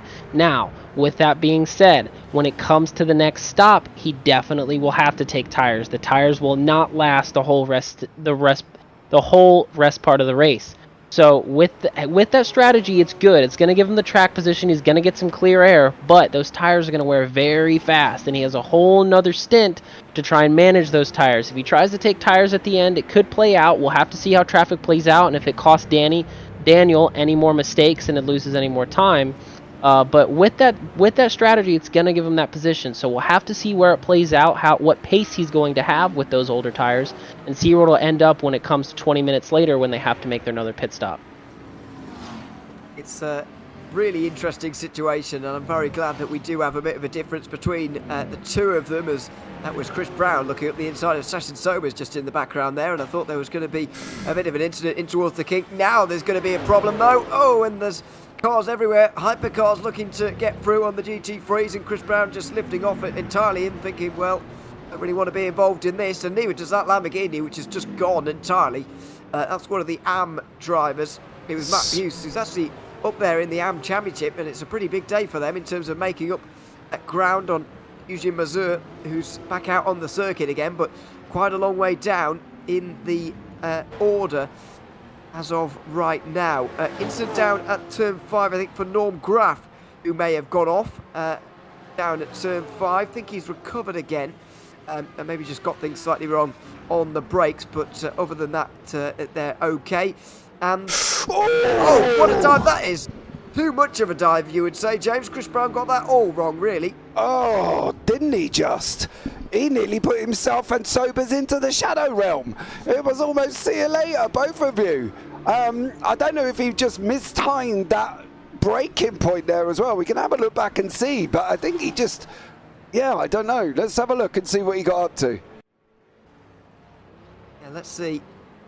Down the, I mean, this is just lunacy almost, isn't it? It's a move down the inside. It's not a big braking zone down there at turn 1, and it very nearly results in a crash. I mean, Alec, as the driver, or most prolific driver of the three of us by quite some distance, what would you say to that kind of incident? I mean, for me, Brown has tried to make a move from quite a long way back at a corner where you're not actually braking very much at all. Yes, no, he definitely tried to get that, try to be the last one on the brakes, tried to pull an old Danny Rick move, but, you know, he really needs to be patient, you know, trying to make that move early. Now look at the gap that he has to Sobers in front of him. That gap has extended almost a second or two. So being patient to set up your move, it cost him a lot of time. So now he's got to take a step back, try and reel him back in, and find a better spot to make the pass. These braking zones are really tricky to do it, and especially with him being in a Porsche. The Porsches in this game have a very weird ABS system. It kind of almost locks up the wheels whenever you do it. Oh, as we have a spin there, I believe that's Guilherme Benke in the Cadillac. Let's see what happened there. He's already off. Bear with me. Here we go. Oh, yeah, this is back to the... Oh, he's had 2 incidents in 1 lap by the looks of things. That's the carousel, which looks like a little bit of a weird spin. And then there's the last corner where he's trying to let drivers through and has spun as well. Well, I'm not entirely sure what's going on there, to be honest, Alec. It doesn't seem... tyres overheating? Is that possible? I'm not really sure, but 2 spins in 1 lap is somewhat unusual. Yes, with those tires spinning on the rear through the carousel, that definitely could have caused some problems with the tires overheating. It definitely is harder when you try to throttle up out of the corner. But I do believe with him coming into the pits, there may be some damage there, or he may have not taken tires on his first stop, and now they're just at the point where they're too worn and too hard for him to try and maintain and manage. As we cut back now to Daniel Kirby, he is reeling in Sachin Sobers. As we can see, that gap has already come down tremendously. Definitely taking tires on this first stop was the best call to make, as you can have the best grip through traffic. You can manage everything better and set yourself up better for the end of the race. Well, look at this, 3.5 seconds now, closing to 3. Down the inside of one of the Cadillacs for Kirby. And there was Monet, I believe. No, it wasn't Monet there either. It was one of the caddies, but I can't remember which one it was. But yeah. Willie Miller, maybe.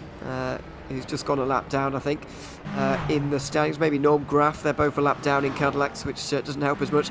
But still 16 cars on the lead lap, including George Angelidis as well, actually, by the way, because he had penalties earlier on in the race as a result of Monza, and he's in the top 10 again, which is quite impressive for him. Well, he's in the top 10 of the hypercar class, isn't he? He's not in the top 10 overall. He's 15th overall and barely clinging on to his lead lap status as things stand. There is Subic, in fact, right behind him, about to put him a lap down in another one of the Acuras, although it's going to have to wait a little bit longer. This is not ideal now, James, because not only has he got lapped GT3s, but also lapped hypercars, and Daniel Kirby's right there now. Yeah, Suvic's going to be spitting bubbles there for Angelidis, I think, because Angelidis did have the opportunity to move over. Now, he gives me enough grief about the fact that blue flags are moving over and how they should do this and how they should do that, and the lead car should go wide and allow the car through and all that.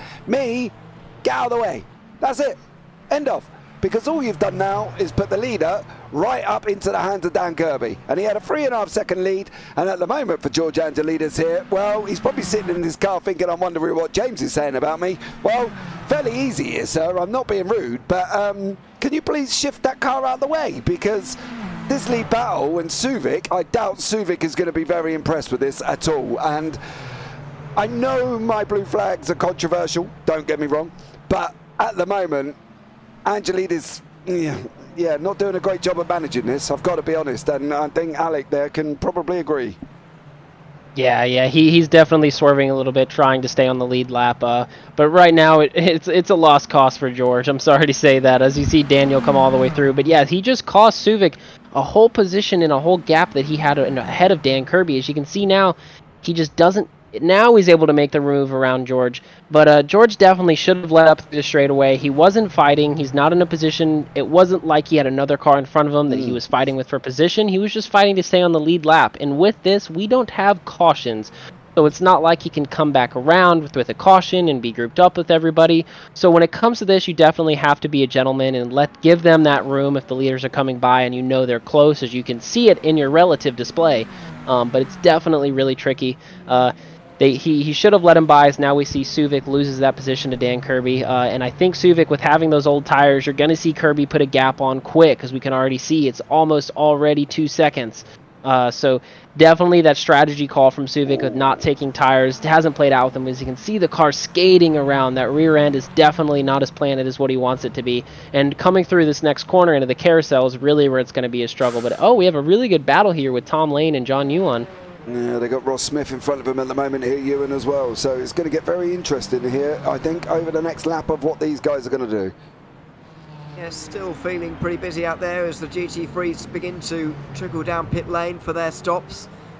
What they're hoping will be the only stops. They seem to have mostly made it longer than the half hour, so it may well be the only time they make it down pit lane, as Zuyan goes a little bit wide, trying not to replicate the mistake of his teammate Dan Kirby, who went off at the carousel in the first time through traffic. He's making a brave dive at the kink though. Oh, it's gone wrong! To the wall for one of the Mercedes. That is a disaster. Yeah, I thought it might have been Sachin Sobers, who was on the podium earlier on in the race. He's battling with Takanashi, if you remember. Dropped to 4th, may have been dropping further, but this is a disaster for the Mercedes of Sachin Sobers.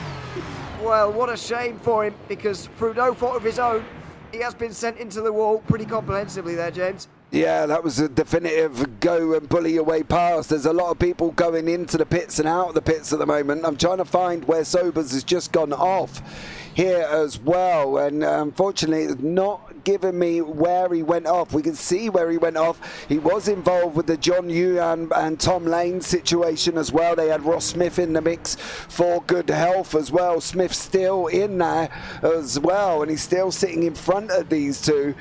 You know, come on. I know your situations, you get it, you're a lap down, you don't want to be 2 laps, but please, boys, think logically what you're going to happen here as well. You know, you're off the pace, and at the moment that back marker in front is also not playing ball. He's gone in a little bit wide. That should allow Uyan and also Lane to go through, and he's let one, I believe, but he hasn't. Did he let the other? He did, and then all of a sudden has now miraculously disappeared. So I'm not too sure where that back marker went.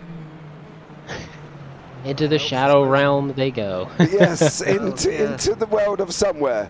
So there you go. I'm not too sure who the Sasha Sobers is out, Whitehead is out. I'm not too sure who that was, but wherever it was, yeah, poof, Harry Potter.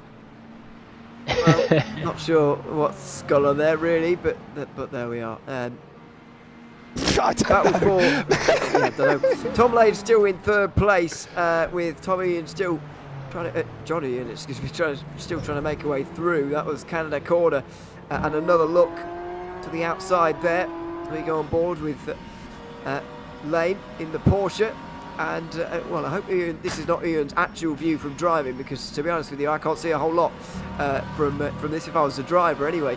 I'm hoping he's a little bit more zoomed in than this, especially with the steering wheel and the hands that do get in your way, which is often a bit of a problem in prototypes and open wheelers, not being able to see where you're going while you're going around corners, which is quite important, really, as it turns out. I mean, there you go. You can't exactly see a lot when you're driving. Clearly, he's doing all right though, and Tom Lane is still keeping him behind. It's a later apex from Ian there. He'll have the slipstream, and Lane knows that he'll likely have a bit of defending to do down here at the final turn, or excuse me, the 5th turn of the circuit. And now the Peugeot slips to the outside, looking for that move on the brakes. It's going to be a long way. There's a bit of a slide from Ian there, and Lane's going to hold him out there for another corner, because the next one's a left-hander into turn 6. Another bit of late braking from Ian, who goes wide into the grass, and that slight bit of a mistake has cost him 3rd place. Yeah, definitely. It was all done and dusted there as well. He had an opportunity. He tried to hang it around the outside of 5, around the outside of 6. He had a go, and then come a cropper coming out of that turn 7. And unfortunately for John Uyan, he's just got to kind of sit there and sit behind Tom Lane now and try and get him down that start-finish straight as well.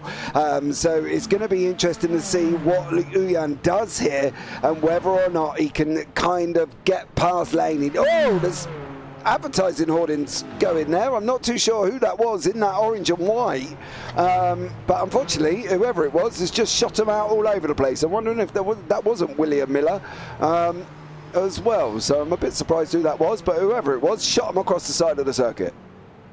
Well, while that was going on, Lane got back through on Ian again, and nearly into the final corner it was reversed all over again.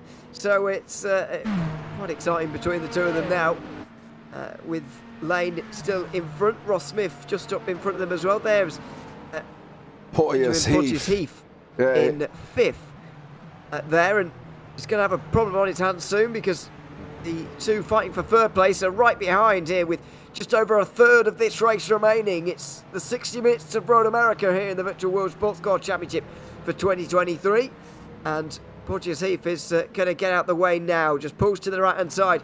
Gives them a little bit of slipstream, but not too much of it. Tom Lane would have liked a bit more, I think, because Johnny Ian is almost on the outside of him in exactly the same position that he was 1 lap ago. It will have to be late on the brakes again from the Peugeot. It's too late once again. It's almost like watching an exact replay. They're still side by side on the way towards turn 6. Can Ian get it right at this corner though? On this occasion, not quite. not due to his own mistake on this occasion, but due to the driving of Tom Lane, which has kept him in third place. Yeah, Porteous Heath going round in the background there as well. Too many beans, I think, on that right foot, and unfortunately for him, he's spun it up. You know, Tom Lane and John Huyan here battling away really nicely and seeing how they can get around. He's got to sweep out. Don't forget that GT3 is going to wash out a little bit. You've got to get in front of him beforehand on that one, and Huyan did. Now this is the same situation we had earlier on with Suvic. He's got to try and stay with Tom Lane. The problem is if Lane makes an overtake, they're going to try and split that GT3. Nearly ended up in a collision down into Canada corner here. John Huyan and Tom Lane. Lane's going to try and dive the GT3 in front. He needs to get past him, and he knows Huyan's got to try and do the same thing. This is what Huyan's seeing at the moment. He's just seeing that purple rear end of Tom Lane, and he's trying to stay with him as best as he physically can. And I love Mr. Reese's conversation there in YouTube. He said we never know if it would have played out with George playing the Berlin Wall, and that was of course going with Suvic and Kirby. And then Sasha Sobers in YouTube saying F in chat for him, of course, as he got well, we don't know, he ended up in a wall. Yeah, he got hit pretty comprehensively, I think, is the answer there for him. Johnny Ian's still looking for this way through. I really thought on the way in towards Canada corner that they were going to both force the issue there, and there was going to be a free wide moment with at least someone on the grass, maybe multiple people. Johnny Ian has now finally made his way through though, and it seems that Tom Lane kind of let that one happen, making sure that the Peugeot was in front. Is that to get the Porsche back down the inside at turn 5? Well, not quite. Possibly a view to the final pit stop, as it's Huyan wide again for the third lap in a row. This time he's had a bit of a head start, and so holds on to third place on that occasion, but eventually he makes his way through, and maybe the Porsche starting to catch up with Tom Lane a little bit, because we noted at the start of the day that it's not the strongest car around here. Tom Lane was dragging it upwards through his driving ability, but maybe it's catching up with him now. Would that be a fair comment, Alec? I mean, we were speaking to Ross earlier, and he was saying the Porsche's pretty unfancied around here, but Tom Lane's a very good driver. It seems that the Porsche is starting to outweigh that equation a little bit. Yes, no, with the Porsche, it's a very good car under braking and through mid to high speed corners, and we do have a lot of high speed corners here, but there is a lot of also low speed corners, as you can see here in Canada corner. The Porsche struggles to come off the corner as well as what some of the other cars do, and the Porsche struggles with straight line speed. As you saw, John down the straightaway was able to close that huge gap with the slipstream, and so he was really just being patient to find the pass. I respect John a lot for that, for waiting for the right moment to come, not forcing the issue, but having a big incident within the traffic of the GTs. As you can see now, he's able to pull that gap down the straightaway. But Tom is doing great with the car he has. He's able to manage, stay in the fight, stay in the gap. It's a shame that he lost the spot to John, but John just overall had the pace. The Peugeot is really good with that because it is all-wheel drive. The Porsche is rear-wheel drive. So those little mistakes of going wide and sliding the car around, John is able to manage those very well. So as you see there through that corner, Tom actually is able to close that gap just a little bit. He's trying to get in the slipstream. If he can stay close to John and stay in that slipstream, John can pull him around the track, and as the tires wear out, maybe Tom can try and make another pass to get back up into third position. Let's see if he can do it in the next couple of moments. Of course, we've got final pit stops coming here as well, Alec. I mean, Kirby is now nearly 20 seconds in the lead. I mean, we're going to need something quite miraculous to deny him of the victory at this point, aren't we? What was that? I'm sorry. Sorry, that's all right. I'm speaking about Daniel Kirby, who's in the lead by nearly 20 seconds. It's going to take quite something to stop him from winning from here. Yes, no, Daniel has a commanding lead. It actually wouldn't surprise me here soon with them having to pit here in the next few laps if he does decide to take that new set of tires. He has the gap, he has that buffer, he could take that set of tires and pull even farther of a gap to everybody else. Daniel definitely has had a hand around the neck on this race. His car is just set up well. Him and John Yuan at CMS Pro Racing have definitely got these Peugeots figured out. They've had a lot of time in them, a lot of races. And it just looks like Daniel's able to gel with this car. He can put the car where he wanted. He can put the power down however hard he wants to. So he is just managing right now. I definitely expect him to win this race. He'll be able to coast through to that victory. As you see him coming through some lap traffic here, no one really has anything for Daniel right now at this time. No, not for the moment. I think that was Wayne Hutchison, by the way, who's third in the Hypercar AM Championship. He's just overtaken there in one of the Porsches. We'll see what that championship standing will be doing after the day, but Kirby with a championship lead already in the Hypercars. Looks like he will extend that further again here as he decides against making that move down the inside of Chris Brown. Here is Matthew Marlowe here, James. Not sure how he's found himself here, but clearly has lost out a little bit in the pit stops, maybe. Now down in 4th place from pole in the race, of course. Yeah, I think we're under the same situation. What we were talking about earlier on is whether or not, obviously, one's taken tyres and one hasn't. You know, Marlowe and obviously Becky Ely, they both made a stop, but it's how they panned it out. As Alex said, you know, it's whether or not they've got tyres on, whether or not they haven't, whether or not what the situation is. And unfortunately for Marlowe, he's kind of lost out a little bit. The only saving grace is obviously Chris Brown, and then he's got JT Tammy in front of him here as well. Takanashi's about 3.5 seconds down the road, and then Ely's on from there. So, you know, the GT3s is not done by any shape or the form, and Marlowe's going to want to try and get these positions back. We think that's going to be their only one stop. I don't think they're going to have to stop again. So for Matthew Marlowe, he's got to try and clear JT Tammy so he can get on his way to Takanashi. And you can see here he's having a good old go. Marlowe's pulled out to the right-hand side, going down into turn 1. Marlowe on the left, JT Tammy on the right. It's going to be job done. Marlowe's through and all done and dusted for him. So Marlowe's now got to get on his way to Takanashi here at Ewan and once more try and close that gap back up. Yes, it's quite a gap though.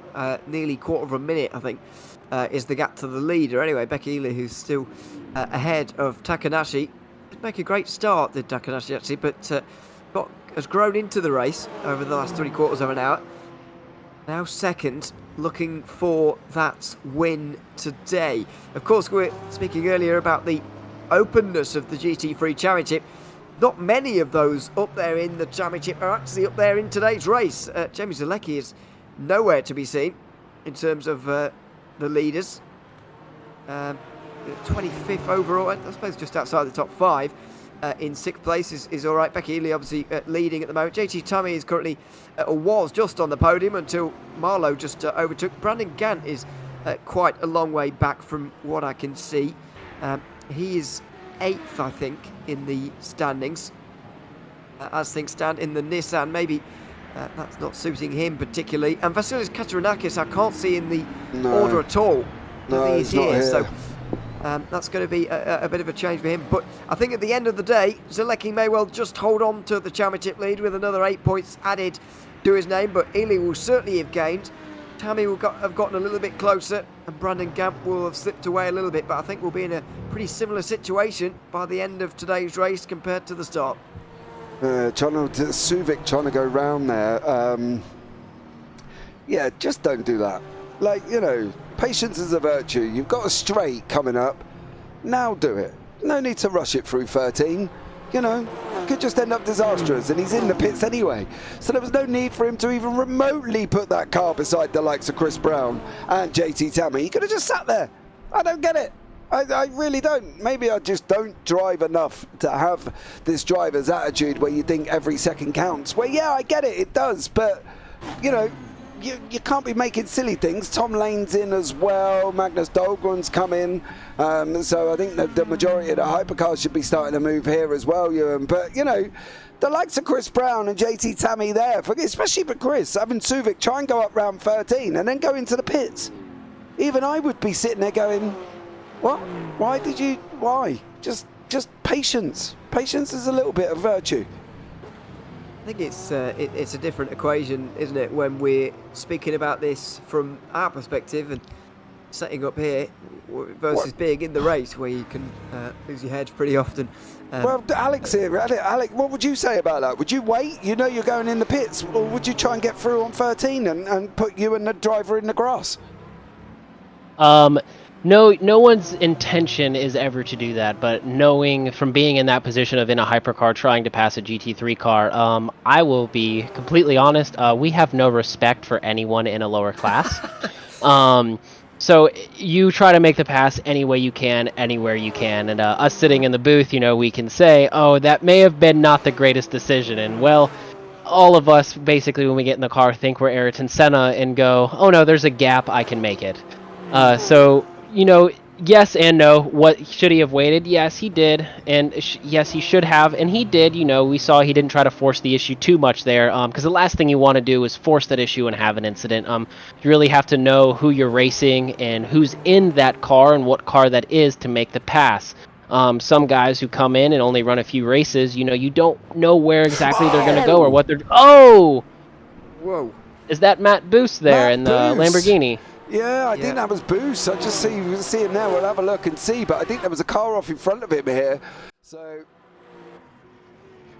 does he just come around the corner? Oh, he hits the grass. Nope, he caught the grass. Oh. Oh. Marlowe was just avoid Matthew Marlowe. And then Great driving by Matthew there. well, I think he avoided the crash, of course, but oh no, he held on to the place as well. Fair play. Yeah, thought he would have definitely lost a place to JT Timey once again, but held on to the place as well, even despite having to avoid the incident. Let's hope he can do the same on the way towards turn 5, and he should have enough to stay in front here in the Porsche, and will do. We'll stay on the podium for now, but yeah, that was an awkward moment, and unfortunately not a good day for Matt Buse really so far today. It's been difficult, and that's not the first incident unfortunately we've seen. No, it definitely isn't. He's been off a few times. You know, we're not going to obviously focus on the Matt Boost show with him spinning here as well. So unfortunately we'll just keep Matt, as he's had a bit of a rough one. Jerry Chen has just taken a little bit of a diver off the side of the circuit. As you can see him still finishing off the grass cutting that he's just been employed to do by the circuit managers here at Road Atlanta. So Jerry Chen cutting the grass there as well. Michael Locker's also been off the side of the circuit, leading the Hypercar AM still, so fair play to him with Wayne Hutchinson. He has got the likes of Gilles Lalonde closing up behind him. Kirby's out in front by 27 seconds. He could probably just go in and sit down and have a cup of tea, and he'd still probably take the win. Chris Brown and JT Tammy find out. Marlowe's got a little bit up the field here as well, but I think, if I'm not mistaken, that is your Hypercar leader. So this is just about to get a little bit more interesting here, Ewan, with all of these drivers in the same bit of track. It is. Oh, that was quite a dive from one of the Porsches just up in front of Kirby there. I think it's Wayne Hutchison in the sort of gold looking Porsche. Just making that dive. Daniel Kirby about to put him a lap down for the first time, which means I didn't get it wrong earlier when I called it was him in front of Kirby. It clearly wasn't. He's about to go a lap down, and that would leave us with 8 cars on the lead lap at the end of an hour. It says a lot about the pace that Daniel Kirby has had at the front of this field, and the way that he's just ripped everybody else apart. Out of turn 3 he goes now, and he'll make his way through on Hutchison, who's now second in the Hypercar AM standings. First, of course, leader of the championship in that category, to Philippe Umric, who's only 17 points back, but going to be losing points today, you would imagine. Bank as well. So all in all, it's been a good day for Hutchison because most of his rivals are behind him. Well, one of them's out. Felipe Enrique is out. He has disappeared into the upside down, and unfortunately for Enrique there, he has gone. So for Hutchinson at the moment, with Gwilym Bank all the way down in 18th overall, which of course is 6th in class here for Gwilym Bank. Hutchinson should get a nice little bit of a boost, but he has got Port-Yusif in the pits, Bank, so maybe he has just cleared Port-Yusif at the moment, so Bank goes up into 5th overall, which isn't a bad run, but he is still behind Hutchinson there as well. Chris Brown still trying to get hold of JT Tammy up the road there as well. This is probably one of the closest battles, apart from Eugene Mazur having a very interesting battle with that very Bambi on ice Lamborghini of Mike Buse. So yeah, I think the Buses is having a little bit of an issue on this track at the moment, as there is, I think that's George Angelides having to come through on the GT3. So overall, it's been an interesting race with 6.5 minutes remaining, don't get me wrong, but yeah, it's probably been more interesting for some than it has for others, I feel here, Ewan. Yeah, it has. Hutchison, by the way, is going to see his championship lead rise to over 30 points by the end of the day, so it's all positive for him as Eugene Mazur makes his way through on another one of the Lamborghinis, or does he? It's quite concentrated and complicated for all of the GT3s here. And now up into 8th place goes Missouri. They will be dived by another one of the Lamborghinis. Oh, and it's the contact. round. Championship leader goes around it. Oh, and there's a real pile-up now. This is quite comical in some ways. And Three cars getting involved in that. Usually Missouri, the first to be tipped around. This was the moment. It was Mike Buse who got caught up in it, and Matt Buse who did the spinning around. Yeah, Mike and Matt Buse there. Not an ideal scenario, but I wonder if that was Missouri spinning on his own here. I wonder if we just have a quick look. Oh dear, Mike's off again. There at the final corner. I've got to say, I do think Missouri was hit there pretty hard to the right rear. Let's have another look at it here in George Canada corner. He's skating it on the brakes is what that means, and that for me is definite contact.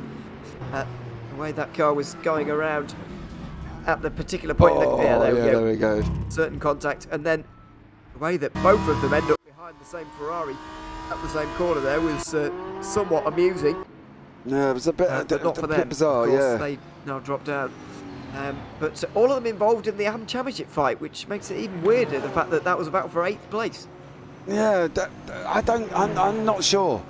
There's certain things that I sit back and I have to look at about 6 or 7 times and figure out what went on. And to be honest, Missouri was already round the outside. Boost would have had the call from a spotter if he has got one, or some form of fancy program, crew chief and whatever else, to say there was a car there. I don't get that.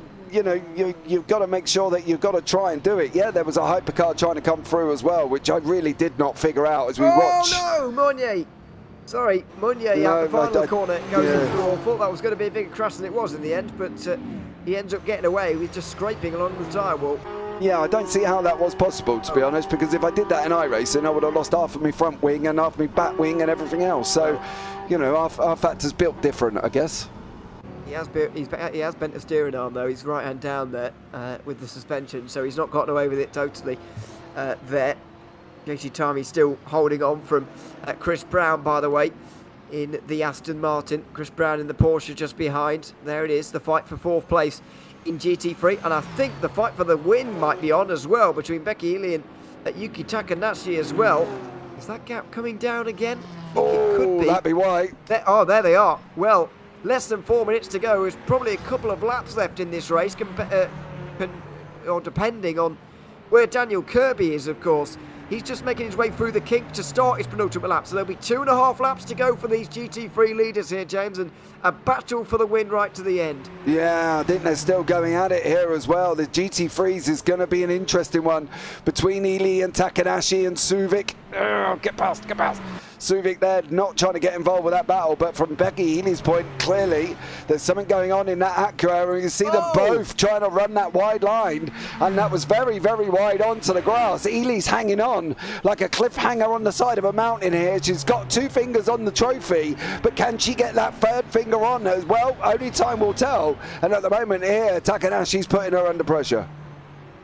Well, it's going to feel like the longest 2 laps of Road America that Becky Healy has ever driven here, because Yuki Takanashi is only getting stronger as this race is going on. Didn't start so well, dropped off the podium initially, but slowly has worked his way through the order, has been catching Healy at the front, who's looking for another race win in one of these hour-long races that she's been so consistent at over the course of this season. But Takanashi's looking to take that off her at the moment.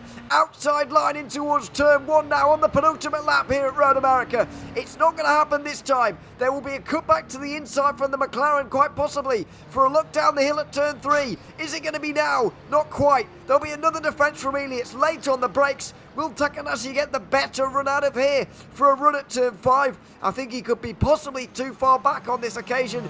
He'll have one more lap after this one, of course, to try and make this work. Yeah, Takanashi did something that I've probably never seen from any other GT3 there. He allowed that GT3 through. I think that's Tom Lane, and he allowed Tom Lane through before going back at Ely, and that's cost him. And that's one thing that we say, and one thing you should never do there as well. You've got to battle for yourself, and from Takanashi it was all down to the faster car. He did move out the way, and fair play. I respect you for it, and you're in my graces. I'll send you a Christmas card.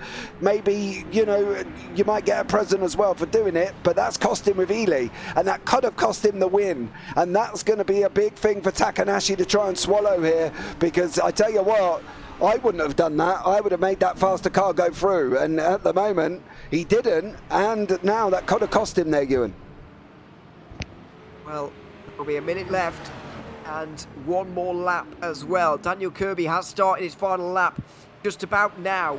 He's making his way down towards, he's just making his way out of turn number 1. Now that's John Ian making his way through from 4th place, just interrupting this fight ever so slightly. There'll be more hypercars upon them as well, of course. I can count at least a couple more, maybe a few more, that may well overtake them before the end of this race. There's another look at the final corner from Takanashi. Is that going to be the case when we get round to the end of the final lap? Is it going to be side by side across the line? One of the hypercars goes flying off in the background. At least that's not one to contend with now between these two. Takanashi tucked up behind the Acura as they go over the line. It would be a photo finish, but it would go to Becky Ely. Yuki Takanashi knows that he can't quite leave it to the very end of this race. He'll go to the outside in towards turn 1. He'll rip round there, and he will get the lead of the race. With seconds remaining in the 60 minutes of Road America, we've got a change for the lead in GT3, and Yuki Takanashi has completed his run to the front of the field. Yeah, he's taking the lead in the GT3s. Dan Kirby here as well is going to lead the pros in the hypercar. He's doing an absolutely stellar job. He's going to be coming over the line very, very shortly. He's going to go around Canada corner now. Takanashi and Ely. Ely's had another go at him. There was a whoa. Ely there as well, Ewan. It's getting exciting. Yes, he's got through again on Yuki Takanashi, and the hypercars know what's at stake here. Try not to get involved too much. As up front, Daniel Kirby makes his way around the final corner. He'll lap a few more of the GT3s before the end as well. But never in doubt, Daniel Kirby, championship leader, wins at Road America as well by nearly 30 seconds in the end. It's another Peugeot victory here in hypercar. As out over the line as well comes Micah Locke, the first hypercar 1 lap down to win in Hypercar Am. What about GT3 pros? As we see Becky Ely with a last lap pass. She was overtaken in towards turn 1. She's done the overtaking in towards turn 5 and possibly is on her way to a victory here at Road America. But it won't quite be over just yet. Takanashi closes in with a better run through the kink. The McLaren will look to the outside on the way towards Canada corner. It's not going to happen there. He'll close right up into the rear end of this Acura now, as one of the Lamborghinis is dispatched off on the right hand side. Here goes Takanashi over the curbs, giving it everything. Ely knows that this has been a favourite moment today for Takanashi. She's got a bit deep into the final corner, and the McLaren's going to have the run off. Oh, there's going to be a squeeze towards the pit lane. There's going to be a squeeze towards the grass. They're going to be side by side towards the line. Takanashi might just get there. It's so close. Oh my. He just takes it ahead of Yuki Takanashi, who was closed up onto the grass. He flashes the lights. I don't think he's particularly pleased, but it's a absolute photo finish between the two leaders in GT3. Wow, that is how you end a motor race. Oh, Ely there, wow. That was incredible ending, and I think we just about might have been able to catch a moment there where Ely managed to hold it on, but boy oh boy, did she do it the hard way there, Ewan. I'm trying to get on. There's more things happening here as well, and it's not staying where you want to stay. Please stay as well for Becky Ely, but boy oh boy, that run down to the line was incredibly close there as well, and that was just absolutely incredible from them guys fighting out. I'm gonna have to give it a minute because everything's flicking around here, Ewan, but boy oh boy, was that impressive. It was a really great end to the race, and as you say, Alec, a really great way to finish a great battle. Takanashi was getting quicker towards the end. You could see that maybe given 5 more minutes he would have made it through, but that run to the line was fantastic, and what a battle between the both of them. Yeah, that was incredible. If you want to have a battle like that, that is how you end that battle. I'm really interested to see what happened though, of how Becky was able to get back around Takanashi down into that downhill section. But great racing from the both of them. Becky definitely has had to squeeze him a little bit. She had to get her arms out and fight for that win. But man, what a battle! I really thought going in through that final corner, Takanashi was gonna be able to get the drive, and it was gonna be a photo finish at the line. With him just ever so slightly easing her out. As we watch a replay again here, oh my god, how close is that? You don't see that very often in sports car racing, maybe in NASCAR, but not so much here. Man, that was incredible. What a great drive from both of them. They both had a great race, and super pumped for Becky to finally get her win. On Thursday, she was a little concerned about today that she wasn't going to have the pace, but she sure as hell did. Absolutely, and takes the win in the end. That's now 2 in a row for her, by the way. 60 Minutes of Monza was a victory for her. She was second at Mosport, so 3 podiums in a row and 2 wins now for Becky Ely. Just still searching for that pole position, which has still not come. Here is the race result then after 32 laps. Daniel Kirby taking the win ahead of Timon Subic and Tom Lane on the podium. John Uyen finishing fourth ahead of Magnus Dahlgren, Brian Horn, Jules Lalonde, the rest of the Hypercars. Then Hypercar Am with Michael Locke, Wayne Hutchison and Anton Stalker rounding out the top 10. That was your top 3 in Hypercar Am. Following on from that, in 11th position, was Diego Rodriguez in the overall standings. Then Eric Munoz in 12th. Ross Smith recovers to 13th after early problems for him to finish just ahead of George Angelidis, by the way. Jerry Chen finishes 15th ahead of Norm Graf. Then Guillaume Benjamin Portasif to round out the Hypercars who finished up there at least strongly. Becky Ely, of course, the winner in GT3, as we saw by absolutely no margin at all, pretty much, ahead of Yuka Takinashi by the end. And unfortunately, my timing screen has now got rid of the results, so I can't tell you about the rest of it. But they were all there at the end. So I'll try and bring you the rest of the top 5s at least.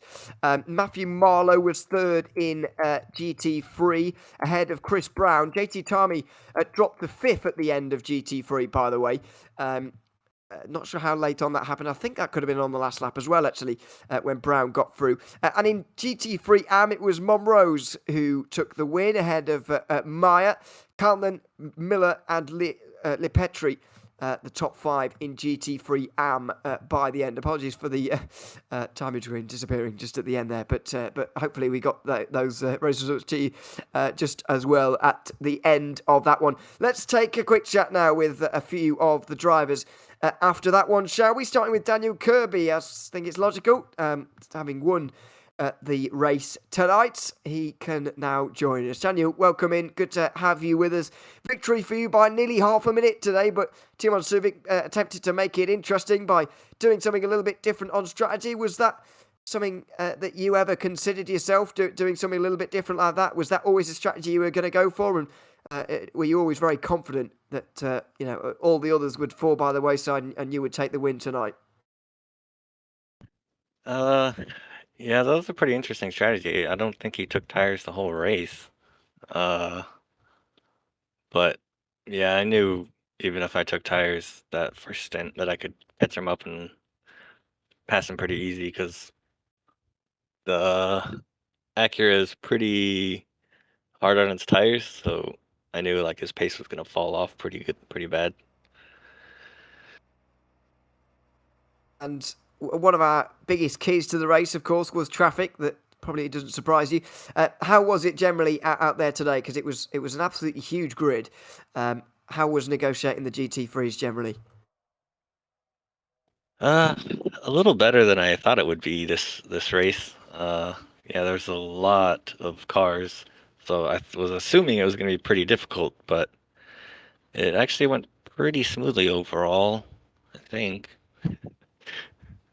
And, well, at least it is for you personally, certainly. I mean, judging forward now or going forward, you're still championship leader, of course. You've extended that lead now. How are you feeling about Fuji next time out with still 4 rounds to go in this championship? That one's going to be interesting because of, like, the track basically needs like two different kinds of cars. You need really fast straight line speed, and you need like downforce for the sweeping corners. So with this Peugeot car, you kind of have to compromise one of them. If you take all the wing off, then it's really fast for the straight, but it'll suck through the corners. So it's going to be pretty interesting. I think it's going to be pretty difficult in this car. Let's see how it goes, of course. But congratulations on your Road America win here tonight, Daniel. And thanks so much for coming to chat to us after the race as well. Yeah, thank you guys for the podcast. Thanks very much, Daniel Kirby there, winner of the 60 Minutes of Road America here in the Hypercar class. And in Hypercar AM, it was Michael Lock who ended up taking the victory. And he can join us now as well. Here we are. Michael, welcome in. Good to have you with us. First of all, can you hear us? And can we hear you, just to make sure? Yeah, I hear you guys. Excellent. I was just worried there because you had your mic muted for a while and I didn't know if you were there or not at all. Welcome in. Good victory for you tonight here in Hypercar AM, winning by a few seconds at the end of that one. I mean, how was the race generally? How did you find the 60 minutes here at Road America? Your winning margin in the end was, a decent one over Hutchison, and you did hold that lead for a long time. Yeah, I think it went well. I mean, really, it was just trying to stay out of trouble was really the main thing, and knew I would have, somewhat of a chance if that happened. I think I qualified third or something, so really just wanted to keep it as clean as possible was really the strategy. So I think it worked out well. I think so as well. I mean, we've spoken about the traffic a little bit earlier on and asked other people about that, but I want to ask you a little bit about the interaction with the GT3s. You mentioned particularly at this circuit that they are better on the brakes at certain points in the corner than the Hypercars due to a number of reasons. Was that something you found particularly difficult in terms of the braking zones this week and trying to lap those GT3s? Was that something you particularly noticed? I enjoyed it. I thought it was pretty good. I thought all the GT3s did solid. And yeah, I didn't really have any troubles. I thought all the GT3s drove really well and predictable for the most part. And how was the strategy in working that out over the course of the preparation for this race? Was it a difficult decision in terms of what you were going to do, or pretty obvious to you? I knew it was going to be a two-stopper, so I kind of worked that out. But yeah, I mean, I definitely, as far as setup work goes for the next race, I need a lot of work because I was getting killed on the straights by the pros, so still needs a lot of work. But yeah, I think it worked out.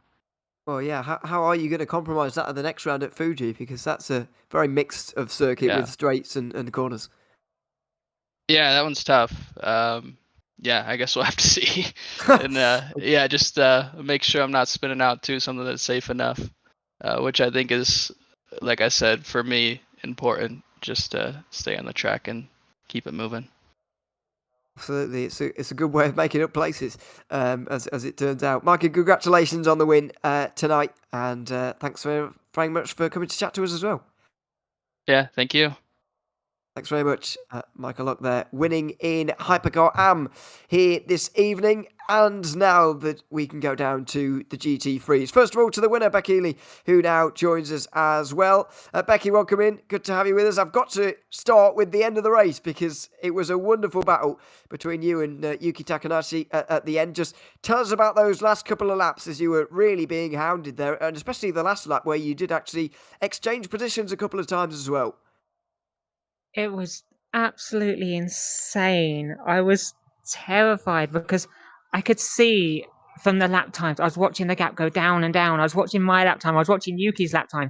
Yuki's lap time with a few laps to go was faster than my fastest lap of the race. And I was like, how the hell am I going to hold this guy off?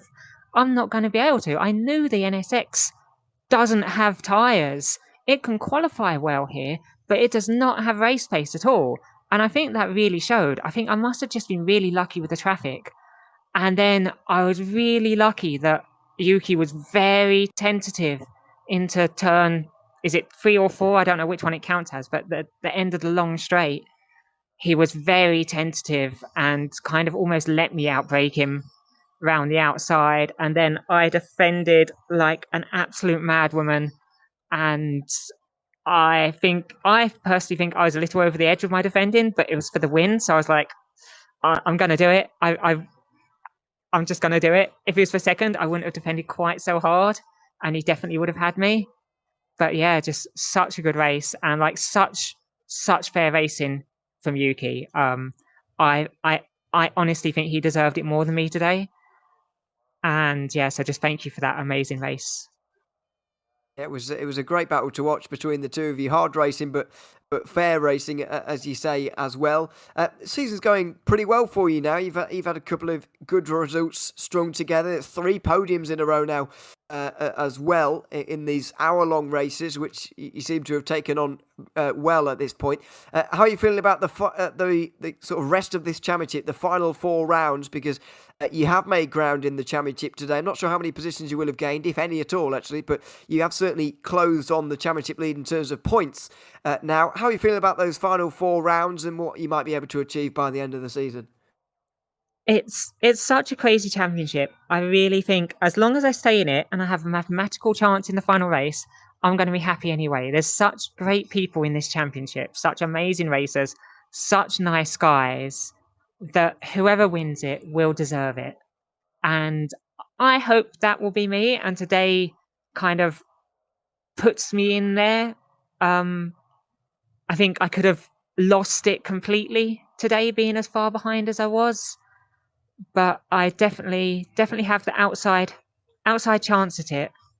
So we just have to see. There's so many points on offer, and there's two longer races with lots of points. So it's anyone's. I think there's about 7 people that could actually win the championship, because there's a few super fast guys like a little bit behind. I think 6th and 7th. Sachin's won. He had a DNF today, but I wouldn't count him out from winning the last 4 races in a row because he's that fast. Same with Johnny Gutierrez. If he comes back, he could win the last 4 in a row and take the championship. So it's anyone out of 7 people could take it, and it's going to be fantastic. It is. Yeah, it was another great chapter in the story, I suppose, today with your win. Congratulations, Becky, on that victory, and we look forward to seeing you next time out at Fuji. Thank you very much. Can I just do a massive shout out to John Mayer? We both worked very hard on the setup together, and without him, I would not have been able to achieve this at all today. So it really is thanks to him. Like, massive thank you, John. And to James and all of you, as usual, for putting on such a great show. Oh, yeah, thanks very much. but yeah, as I say, congratulations, Becky, on the win, and thanks for chatting to us as well. Thank you. Thanks very much. Becky Ely there, winner in GT3. Here tonight in the Virtual World Sports Car Championship, 60 minutes of Road America. Let's get final thoughts from Alec King, first of all, before we leave this evening, because it's been a great race overall. I like a great hour of racing. The Hypercars, of course, providing the entertainment that they did, but that GT3 battle towards the end is what's going to make the headlines, I suppose, and what's going to really live long in the memory for us watching, and hopefully everybody at home watching as well. It was a really great way to end what was a good race. Yes, that battle at the last lap between Becky and Yuta Tsunoda was with Takanashi was awesome. That was unbelievable. That is definitely how you want to end a race. This race overall today was really interesting. We had a lot of different strategies play out, as we heard Kirby say that Suvik didn't take tires the whole race, so that's definitely why he was struggling at the end. And it was just incredible. Definitely one of the best races we've had so far this season, with all the battles, with how the strategy played out with the traffic. Definitely was a great one. So was super cool to come in the booth and commentate with you guys today. And I'm sure everybody watching the stream enjoyed it as well. And thank you guys for letting me come in here. And yeah, man, that was awesome. So I'm glad we were all able to watch and scream our heads off about that amazing finish. We certainly were. No, thanks very much for coming to join us, Alec, in the booth. It's been great to have your insight instead of just me and James sort of trying to work out what the hell's going on sometimes. It's good to have someone with actual knowledge on what's going. So thanks very much for your input over the course of the broadcast. And final thoughts from you, James, as well, from our side of things. We always love exciting finishes like that, but I mean, we'll do well to get a closer finish than that by the end of this season. Yeah, that was just incredible. Do you know what I mean? It was an incredible end in that GT3 battle. The others were already wrapped up. Kirby was leading for ages. Mika Locke was leading as well. But to come down to literally, the front splitter of the GT3 was incredible. And, Becky said it was a little bit, was it over the top? Well, I don't know. You squeezed him against the grass. I'm sure Takanashi probably isn't going to be happy about it. But that's what the racing is, and at the end of the day, she says it was for the win. It wasn't for second or third, it was for the win. So fair play. They go racing. I don't know if the stewards are going to come out and look at it. Who knows? Depends what Takanashi goes about his thing. But overall, it was incredible. And to be honest, Alec did well, didn't he, considering he was only going to be in for the beginning of the race here, Ewan? Yes. Yeah, absolutely. So yeah, it's been a great broadcast overall. We've thoroughly enjoyed it. I hope you have at home as well. Thanks so much to everybody who's been tuned in this evening. It's been great to have you along, great to chat with you in the YouTube chat and whatever it is. Make sure you subscribe to the JPB YouTube channel for more racing coming up over the coming weeks. There's so much racing, especially on weekdays, weeknights, but also throughout the weekends as well, including all of the rounds of the Virtual World Sports Car Championship, from the modern day championship and the historics as well, using cars from the late 90s in that season. It's been great to cover that one as well on JPB. So all of those races live, of course, and in full from us here at JPB, and all the other stuff as well. Make sure you subscribe and take a look around. But for now, we'll be bidding our farewells. One of the closest to one of the best battles we've seen towards the end of one of these races, ending up at the front of the field. Another Daniel Kirby victory. He extends his championship lead at the front of the Hypercars as in GT3. Another chapter to the story gets told, and it just gets that little bit closer once more. Make sure you join us again at Fuji for the next twist in the tale. That's coming up in just 2 weeks' time for the fourth last round of the season, the 60 Minutes of Fuji. Here, the first time. The fourth last round of the season. There it is, Road America tonight, but still 4 more to go and plenty more racing coming up before the end of our season. Time for us to bid our farewells, though. I've been Ewan O'Leary alongside James Parfitt, with the guest appearance from Alec King here this evening in the Virtual World Sports Car Championship commentary booth. From all of us here at the 60 Minutes of Road America, to all of you at home who've enjoyed this the broadcast tonight, thanks very much for watching, and we'll see you next time. Goodbye for now.